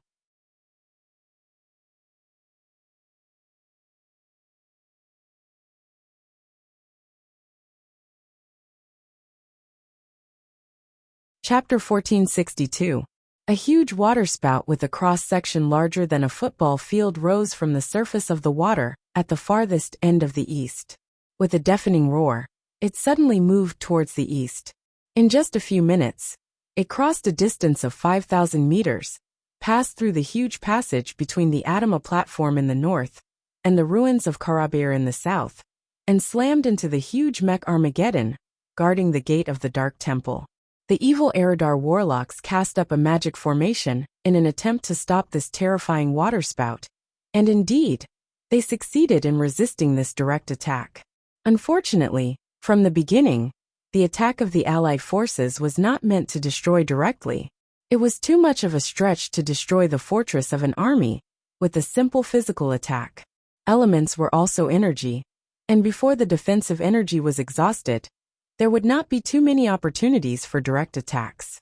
If they simply wanted to use magic or artillery to destroy the Dark Temple, they would have to bombard it until the end of time. Perhaps the entire Draenor would collapse before they could have a chance to do it. However, no matter how powerful the Eridar warlocks were, They could not suddenly make millions of tons of water disappear. A scarlet brilliance flashed, and the magic shield covering the entire temple lasted less than 2 seconds under the huge water column before it was declared to be broken. The rest depended more on the magic protection spell of the temple itself. Duque did not count on that at all. What he wanted was to flood the front gate of the Dark Temple and trap the super mech giant, Armageddon, in. Quagmire. Outside the Dark Temple, the Demon King Veclor cast a large-scale magic, turning the entire front gate of the Dark Temple into a super big lump of paste. The Eridar warlocks had no way to deal with the unreasonable war magic of the allied forces, which did not consume a lot of energy. They were more adept at fighting energy against energy and magic against magic. They were not good at changing the terrain to gain an advantage for their side. In order to prevent Armageddon from falling into the quagmire, the best way to deal with it was to quickly solidify the ground, so that Armageddon could regain freedom and even have an advantage in mobility. Unfortunately, these Eridar warlocks were not good at earth magic in the natural series, nor did they know how to solidify the quagmire-like ground with wide-area frost magic. They watched helplessly as more than half of Doomwalker's body was submerged by the muddy water. At the bottom of the water to the west of Doomwalker, 36 high-grade Naga priestesses surrounded Vashj. Their cheeks trembled slightly, and a strange incantation sounded underwater, lingering on an ancient magic circle full of mysterious aura.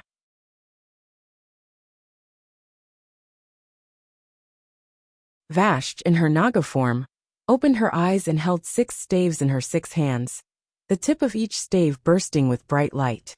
Even in the murky water, the 6-pointed star magic radiance, formed by the 6 tips of the staff, was still shining in all directions. "No! Stop that traitor!" An Eridar warlock leader cried out in fear. "No, the magic formation seems to have been damaged," a warlock replied. "What? Any wargrade magic array would need to cover an extremely large area. This was the price that had to be paid to increase the power of a spell.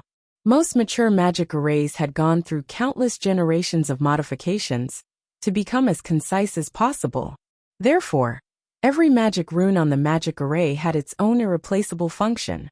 Heavily guarding the wargrade magic array was an unchanging habit that the Burning Legion had developed in the past 25,000 years. Logically speaking, it was impossible for anyone to sneak in, unless it was an invisible enemy. A cruel yet joyful laughter attracted the attention of a group of demons. A burly blue-skinned man appeared at the outermost end of the magic array.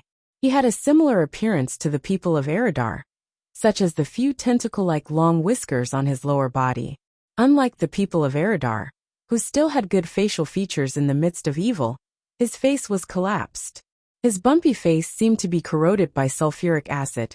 His protruding jaws had monster-like teeth, and a pair of eyes emitted a strange blue light. In an instant, the Eridar warlock leader recognized him and shouted his name in shock and anger.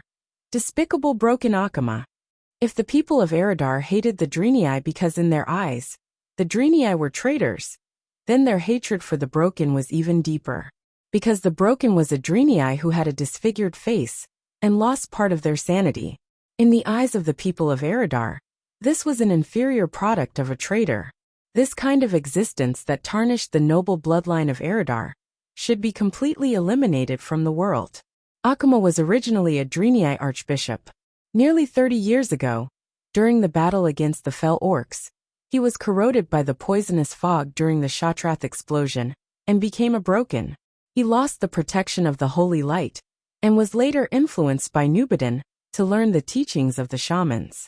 Akama led the Great Ungdeath oath to fight against the Fell Orcs led by Magtheridon.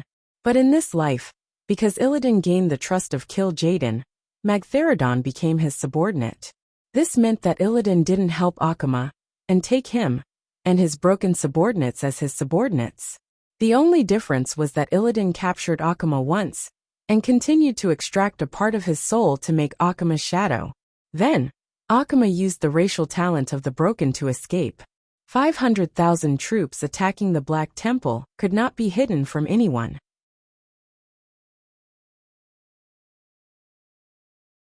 When Akuma took the initiative to contact the Alliance, hoping to help, Duque agreed. Obviously, Akuma did a good job. He used a small magic dagger, given by Duque, to temporarily paralyze the protection circle of the Black Temple. Outside the temple, Duque's eyes narrowed. Akuma succeeded. Selagia, it's up to you. Vasky smiled. Don't worry. The 6 staffs on her 6 arms shot surging magic at the front of the circle. Without giving the Eridar warlocks any time to react, countless seaweed-like plants began to grow wildly under the feet of Doomwalker. 1 meter, 10 meters, 100 meters. This strange seaweed not only had an extremely powerful entanglement, but it also had thorns on it. As long as there was a small gap on Doomwalker's body, the thorns would grow wildly inside. At the same time, the magical seaweed emitted bursts of yellow fluorescence, giving the Alliance's artillery fleet a clear indicator. Faint attack force, open fire. On the new flagship, the foolish Queen Ellie, Bulang gently waved his arm. Immediately, the old warships led by the Black Pearl began to approach the Black Temple at high speed and bombarded the main body of the temple. The purpose of the fierce attack was not to destroy, but to contain the magic defense of the Black Temple that could possibly recover. When Bulang saw that the last magic shield was destroyed, he finally ordered, Royal Brothel Team, listen up. Target Doomwalker.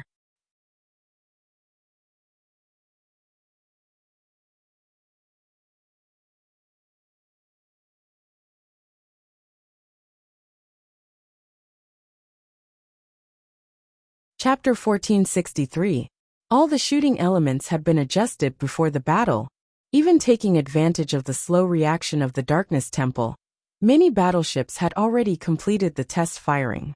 In fact, he couldn't blame the Darkness Temple for their slow reaction, because after recruiting Vashj, Duque confirmed one thing: Illidan had been missing for almost a year. It was purely the 4 members of the Illidari Council under Illidan that maintained Illidan's rule in the Outland. When there were no major events, the Illidari Council was still able to control the situation. Now that the Alliance army had led nearly 500,000 people to attack, the Illidari Council panicked. The most troublesome thing was that in order to balance the council and prevent his subordinates from having too much power, Illidan specifically set the number of people in the council to 4 and instigated them to oppose each other. Now, no one was willing to submit to the other, and they couldn't even make an effective stop. Wind direction is stable. There will be no air turbulence for the next minute and 30 seconds. Target locked. Fire. The next moment, more than a dozen battleships violently shook again and again. From the bow to the stern, it was the triple 406 mm, 6 Malawian Quaches, main cannon that sprayed out fierce flames. The initial speed of the shells of the new naval cannon was not comparable to the old cannons at all. If the old shells could still barely see the trajectory of the shells, then the armor-piercing shells of the new 6 Malawian Quaches naval cannon had already hit Doomwalker before anyone could react. Bang! With a loud noise, a round hole with a diameter of more than half a meter appeared on Doomwalker's shoulder and body, and then there was a continuous muffled sound like muffled thunder. If Doomwalker was a living behemoth, it would have probably let out an earth-shattering scream at this time. As a mechanical creation and war machine, its battlefield analysis system was better than the ordinary army's Fel Reaver, allowing it to make the most accurate judgment. Lightning Fury. Doomwalker raised his arms high and released a lightning attack from his palms that was similar to a chain of lightning, drawing a strong electric field in the air in front of him that could not be passed by metal creations. Boom! Boom! Boom! A bright explosion exploded in midair. Seeing this scene, Duque frowned deeply. The damage of the shells came from the explosion of gunpowder. If the shell did not explode in the designated area, then it would be insignificant to Doomwalker, who had an extremely thick alloy shell. In the sky, the Royal Brothel Regiment was already pouring down a hail of bullets with all their might. It was obvious that the power of the cannons on Earth during World War II was far from enough to pose a threat to the most advanced technology in Eridar. However, a weapon like Doomwalker had to be destroyed.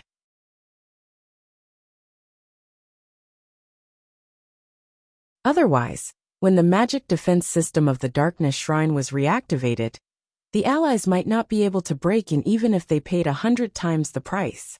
This thing could easily crush a 10,000-man infantry regiment. Seeing Duque's embarrassment, Sal showed a rare smile. When conventional strength couldn't deal with an opponent, it was often the time for the strong to perform. On the podium, Sal leaned over. "Do you need help from the new members of the tribe?" Duque bared his teeth. He rarely felt the malice of fate. He single-handedly directed the Blood Elves to join the alliance, and the Forsaken almost died. Even Sal did not know that the tribe had lost a powerful race forever.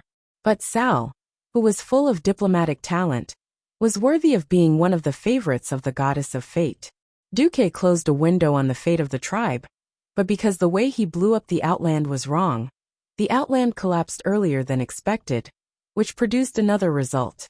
Sal walked into Gruel's lair with his bare hands and said to Gruel, "Our world is going to be destroyed. More than 100 meters of your territory, Blade Peak, is collapsing into the void every day. Come to Azeroth. The tribe has occupied a vast land there, enough for the orcs, ogres, and goblins to live together." Seeing that the goblins could not conquer a world with their own strength, Gruel chose to join the tribe in the face of inevitable destruction. When he heard the news, even Duque could not help but feel a headache. Damn it, that's goblins. Huge, one-eyed, and fearful. It was difficult for human language to describe the feelings that the goblins, the ogre ruler, brought to the bystanders. There were rumors that the goblins gave birth to the ogres. Even if this rumor was true, the goblins had no love for their children. Their method of ruling the ogre tribes was ruthless and barbaric. And no matter what the facts were, one thing was certain. The goblins had unparalleled force. In unreliable legends, the ancestors of the goblins were rock guardian giants, created by the Titans on the planet of Draenor. They had huge bodies made of granite, as majestic as mountains, endless power, and the ability to change the earth. Once, they followed the mission given by the Titans, shaped the earth and sea of the world of Draenor, and fought an eternal war with the enemies of the Titans, the primitive plant behemoths of Draenor. After the Titans left Draenor, most of the guardian giants were affected by the curse of flesh and blood, and degenerated into half-rock, half-organic cyclops. Their descendants were the goblins. Although not as powerful as the rock guardian giants, the goblins still inherited part of the power of their ancestors, and had a close connection with the earth element of Draenor. Therefore, the most powerful goblins had the power to change the landscape.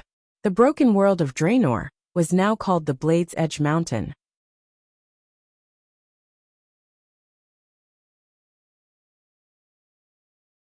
The rock spikes all over the place were created by the father of the goblins, the dragon slayer Gruel, when he fought against the Black Dragon Legion. In theory, the earliest ogres were also the product of further degeneration, after some of the goblins were deeply affected by the curse of flesh and blood. Some historians even said that the orcs were another branch of the goblins, who were affected by the curse of flesh and blood. History could no longer be investigated. At this moment, the point of the matter was that the dragon slayer Gruel, who would have been killed in history, and his 7 sons were now alive and well and armed to the teeth. The natural hard skin of the goblins was enough to give people a headache. Duque estimated that if he really had to face them, he would probably have to use armor-piercing bullets. Now that Thrall had obtained the goblins, he was even more insane, and asked the Rustwater conglomerate to prepare a set of steel armor for Gruel and his 7 sons. Think about it. A 10-story tall cyclops with an inverted triangular upper body, and a super-muscular upper body that was more burly than the lower limbs. He also wore a set of super steel armor, with an average thickness of more than 1 meter. From the breastplate to the crotch armor, from the shoulder and arm guards to the leg guards and knee guards. If it weren't for the fact that Gollin was only used to using his fists, Duque even thought that Thrall would prepare a 40-meter-long battleship slicing blade for Gruel.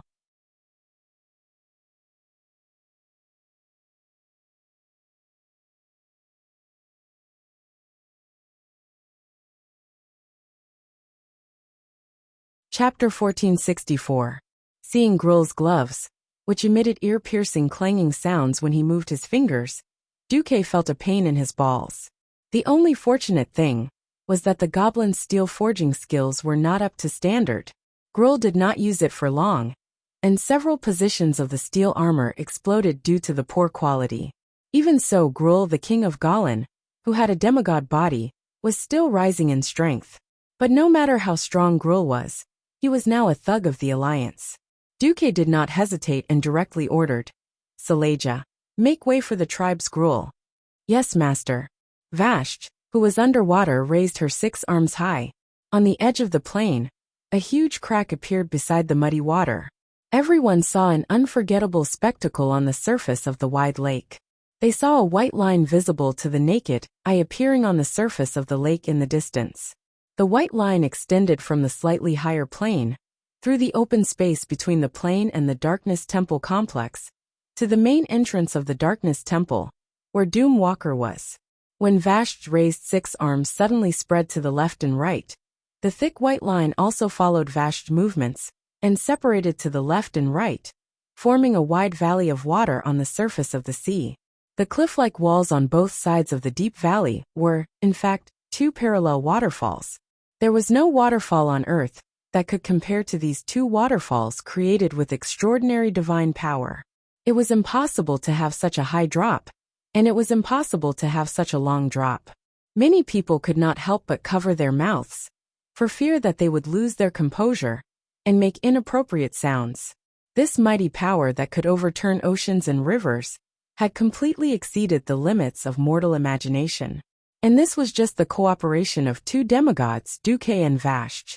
Duque supplied magic power, while Vashj's body descended to the outer realm to cast the spell herself. 1 big and 7 small, 8 behemoths ran on the wet bottom. The sound of the large metal armor colliding as it ran echoed between the 2 waterfalls.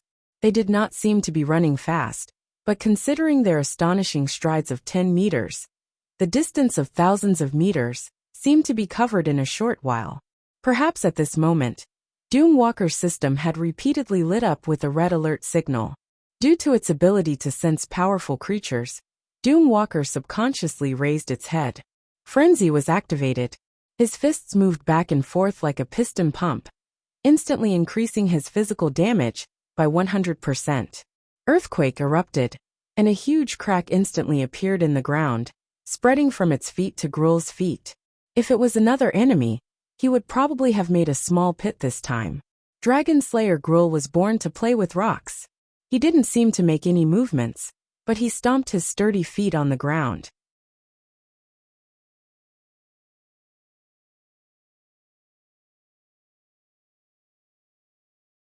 It was that moment. The earth, which had been cracked open like a deep valley, suddenly closed up again. Fortunately, Doom Walker was a mechanical creation without life and self-will. Otherwise, it would have been angered to death by Gruul's big teasing face. At this time, 7 small figures suddenly jumped out from behind Gruul. In fact, their bodies were rather large, easily reaching the height of a 3-story building. In front of humans, orcs, and ogres, they were absolute giants. It was only because they were compared to their father, who had the body of a demigod, that they seemed insignificant. The Gorons rarely cooperated with each other, because they were already one of the most powerful individuals on this planet. Once they decided to cooperate with each other, the effect was quite amazing.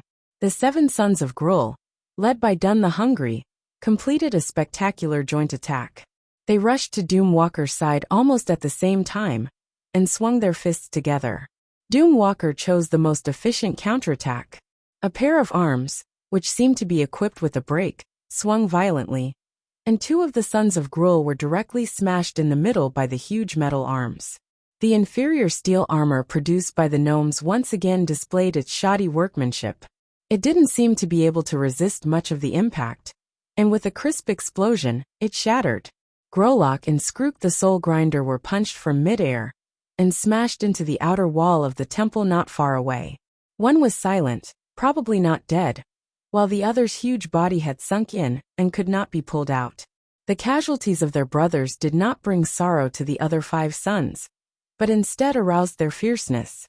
They took advantage of the holes created by the armor-piercing bullets of the Alliance's new artillery, stretched out their claws, and forcibly tore the limbs of Doomwalker, with unimaginable brute force. Compared with the overwhelming firepower of the battleships before, this kind of violent destruction was a real threat to Doomwalker. If it was given some time, it could kill the 7 sons of Gruul one by one. The problem was that their father had arrived. Without any moves to speak of, Gruul came up with a punch. This punch was not simple. Just this punch alone set off a sound like a battleship crashing into a house at full speed. It was not just the outer wall that collapsed. The entire building was about to be smashed. In the face of an opponent with strength above its own, Doomwalker's counterattack program told it not to take it head-on. Unfortunately, the entanglement of the other 5 sons caused it to be hit in the vital parts. The thick chest armor was severely deformed in an instant, with a deep depression of at least 5 or 6 meters.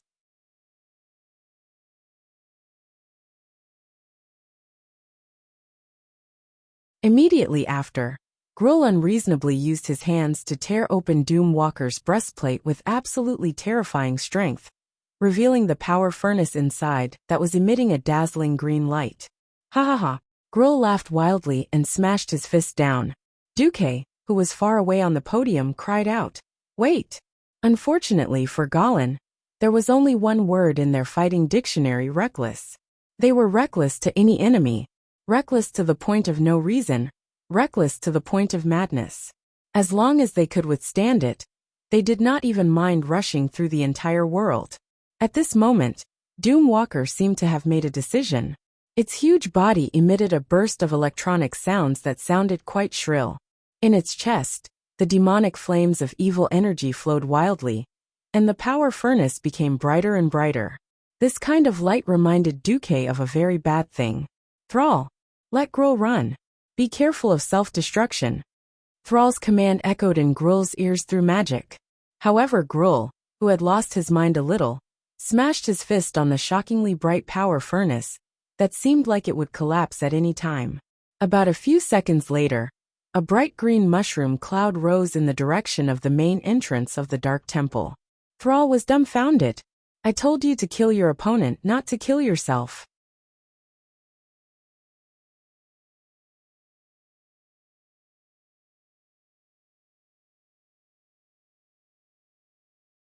Chapter 1465. No, no, no. Sal, who was standing next to Duque, did not hide his concern for Gruul the Dragon Slayer at all.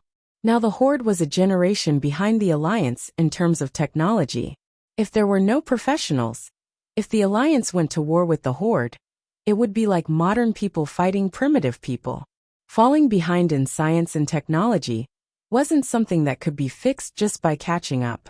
Sal thought hard, and sadly found that the Horde was backward in all aspects. It could be said that they lacked everything: talent, funds, technology, and scientists. But what they really lacked was a leader with strong foresight. As a leader, making decisions was an unavoidable responsibility.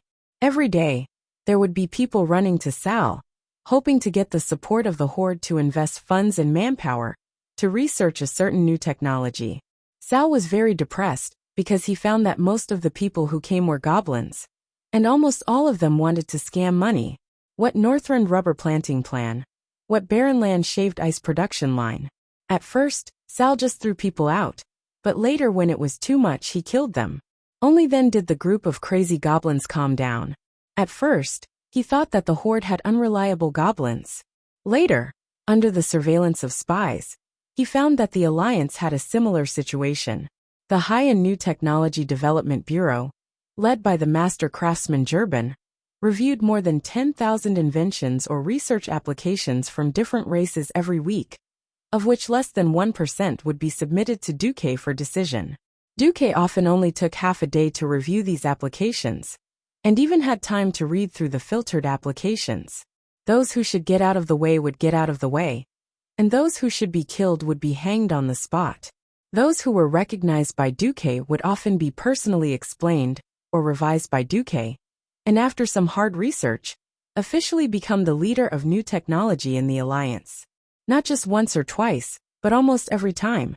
King Tyrrhenus did not feel it during his 15 years as the leader of the Alliance, but in the past 9 years under Duque's rule, The Alliance's technology could be said to have exploded. Sal did not want to admit it, but he had to admit that there was no one like Duque in the entire horde, who could go straight to the point without taking any detours. He was simply a monster leader of new technology. He also hoped that the horde could have such a genius. If there was, he would even be willing to give up his position as chief. Unfortunately, there weren't any. It seemed like he would never be able to lead the tribe to surpass the Alliance. What saddened him even more was that Duque had actually become a demigod. In theory, he had an immortal body. How could the tribe play happily?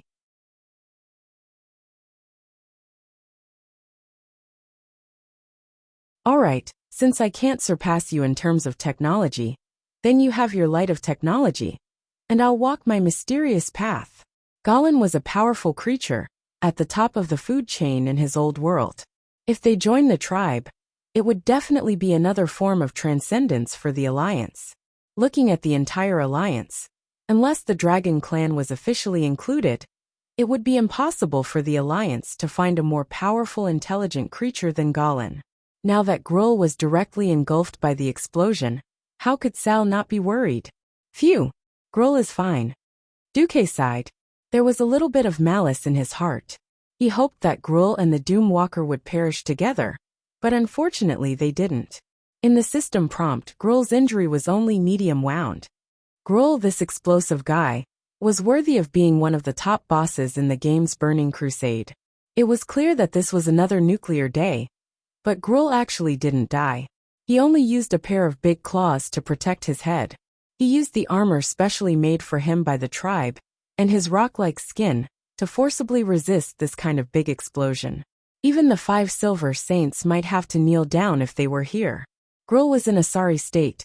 A thick steel armor had melted into a black and green molten substance like a paste. Fortunately, he had no hair. Otherwise he would have definitely been roasted into a strange black and green color by the explosion like his rock-like skin. After the smoke and dust settled, Gruul sat down a little dispiritedly, gasping for breath. Then he looked at the Doomwalker, who only had a broken lower body, or to be precise, only 2 legs left. He let out a heroic laugh. Ha ha ha ha ha dash. The vigorous laughter even caused the outer walls of the Black Temple, which had also been damaged by the explosion, to collapse. Duque waved his hand and said, "Cover Gruul." The flying fleet in the air suddenly split into 2, and with a violent vibration of the hull, a series of shocking gunshots sounded again. After a few breaths, almost all the western facades of the entire U-shaped Black Temple complex were fiercely hit by artillery fire. Attack! Sal and William gave the order to attack at the same time. The Horde attacked the Adama platform on the northern front, and the Alliance attacked the ruins of Karabair on the southern front. These 2 huge building complexes were the 2 fortresses that surrounded and protected the Black Temple. If they wanted to attack the Black Temple, they had to take these 2 important places. These 2 building complexes had originally been abandoned, and in order to deal with the attack of the coalition forces, the Illidari Council had recruited a large number of demon guards to guard them. The seemingly monstrous water quickly moved away, revealing the wet ground.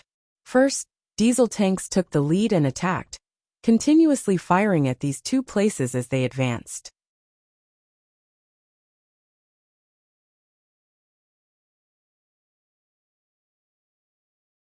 Then, engineering vehicles driving huge sloping steel bridges quickly approached the edge of the platform, and the ruins under the cover of the scattered line of soldiers, composed of humans and dwarfs. The engineering vehicles turned their mechanical arms, and in less than 5 minutes, they built 15 huge slopes that were more than 5 meters wide in the north and south. The rough slopes allowed anyone to rush up the ruins, and the platform along this slope, that was at an angle of 30 degrees from the ground. Charge! In the name of the Holy Light! For the Alliance! Loktar Ogre! Different races, different languages, and all kinds of shouts formed a wave of earth-shaking sound that swept towards the Black Temple like a tidal wave. Even though the sound waves washed over the dark green walls and reflected back, it still shocked the eardrums of everyone several kilometers away. The tide of tens of thousands of soldiers swept through most of the land in front of the Black Temple, and the vast scene of tens of thousands of soldiers attacking under the cover of tanks could no longer be described in any language of this era. They charged with high morale.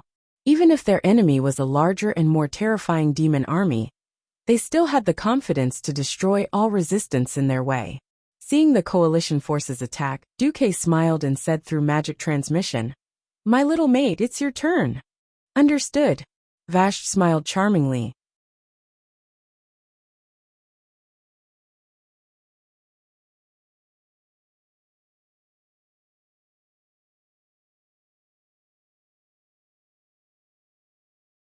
Chapter 1466. In the face of a high-level enemy, low-level soldiers could basically be said to have no resistance. Did that mean that low-level soldiers had no value? The answer was no.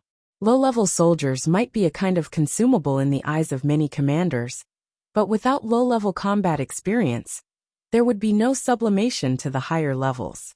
Moreover, the wide-area killing power of the strong was not unlimited. It looked cool to wipe out an area the size of 10 football fields with one move. In terms of efficiency, this was simply the greatest waste of energy. If there was unlimited energy that could be squandered at will, it would not matter. In fact, in most cases, whether it was elemental magic or dark energy, there was an upper limit. Generally speaking, it was the upper limit of the strong themselves. What was even more impressive was that the battlefield could not bear the upper limit of the strong, such as Sargeras. There were not many places that could bear the full force of the old man's attack, and a planet would be destroyed in minutes. Legend had it that the titans of creation were evolved from the souls of planets. Perhaps there was some truth to it. If possible, Duque really did not want to use too much of the magic net's energy here. Almost 80% of the magic transmitted from Azeroth was consumed halfway, and half of the remaining 20% was a little difficult to control because it was mixed with the chaos elements of Draenor. Fortunately, he had Vashj. Vashj was not a demigod of Draenor, and after so many years of operation, Vashj could be considered to have half a home field. More than half of the Kolifong Reservoir's water was pumped over in one go, and the lower level of the Darkness Temple was finally flooded. This was also something that he was forced to do. As a transmigrator, and with Vashj, a traitor under Illidan, Duque was well aware that there was a large number of Naga troops in the lower level of the Darkness Temple. Those were the main elite forces under Vashj, and they were also the foundation that she had accumulated for thousands of years. In fact, she had told Duque many times that she wanted to take it back. If she did not take it back, Vashj would probably think of this heart-wrenching matter every night. The one leading them was the high-ranking warlord Naj. Logically speaking, they were all Vashj's subordinates, and it was not difficult to take them back.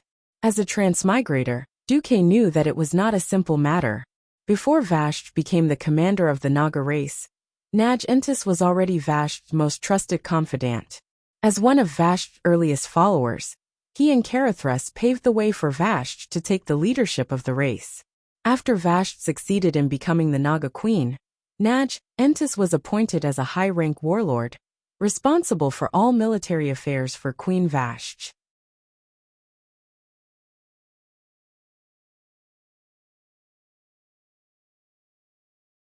Karathras, on the other hand, was named the Deepwater Lord, and was responsible for handling political and diplomatic affairs for Queen Vashj. However, this result aroused the conflict between him and Karathras. It turned out that the noble-born Karathras had always looked down on the commoner-born Naj. Before Vashj became queen, the two had been scheming against each other. Although their status was equal, Karathras often ridiculed and belittled Naj.'s background in public. Naj had always restrained himself from Karathras' humiliation and suppression. However, as Karathras was named the Deepwater Lord and became the queen's close vassal, he could get along with the queen day and night. Although Naj had sole military power, he was pushed aside, and it was very difficult for him to even see the queen. This caused Naj suppressed anger to finally erupt. In order to regain the queen's favor in his own position, Naj began to plot a mutiny against the Deepwater Lord Karathras. History stealthily took a turn here. Originally, Illidan did not completely rely on Kil'jaeden at first, but chose to attack the Darkness Temple in order to become the king of the Outland. In this life, Illidan relied more thoroughly, so he occupied the Darkness Temple without any losses, and allowed the demons and fell orcs in the temple to smoothly rely on him. However, because there were no rich men to rely on in this life, Illidan chose to sow discord between Vashj and the brave Naj Entis in order to keep Naj Entis in check. Illidan asked Vashj to leave half of the troops stationed in the Darkness Temple, and he specifically mentioned that Naj Entis should stay. Vashj did not dare to disobey Illidan's orders, so Naj Entis stayed there as the guardian of the Darkness Temple. After many years, living on land for a long time had changed Naj Entis's body and personality. Because he had not been soaked in seawater for a long time, his scales lost their original aqua blue color and began to turn gray. His eyes also began to turn blood red because of long-term contact with the demon's aura. He became irritable, and even more ferocious. The only thing that did not change was his longing for the queen and his unquenchable anger towards Carithres. The problem was that Duque knew about this, but Vashj did not. Or perhaps she had clearly noticed it, but the inertia of her thinking made her still believe that as long as she appeared, Naj Entis would still have a high chance of bowing to her, and then the Naga army would return to her hands. Perhaps this was what it meant to be unaware of the situation. It was hard to blame Vashj for this. After all, these two under her were guys who had been loyal to her for thousands of years. Even someone as quick-witted as Vashj could not be so sure of the changes in Naj Entis. Duque let out a breath of turbid air, turned his head and said, "William, I'll leave the command to you."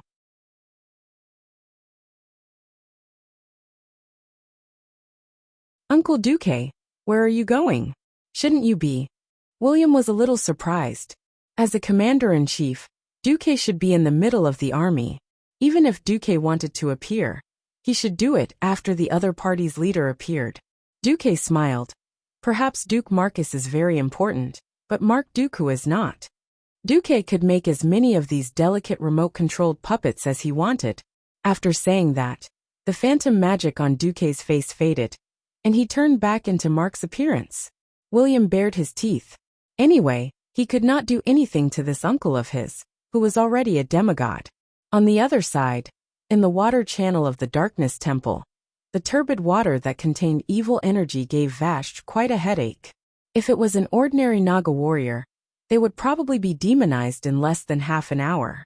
Therefore, the ones who came this time were all carefully selected elites, and each Naga had brought several bottles of holy water in case of emergencies. Morogar Tidewalker, the leader of the deep-sea giants, took the lead. He used his huge anchor to dig a piece of the Darkness Temple's cornerstone, revealing a deep underwater passage. The unstable Hydas entered first. As the leader of the water elementals, he was definitely the best pathfinder.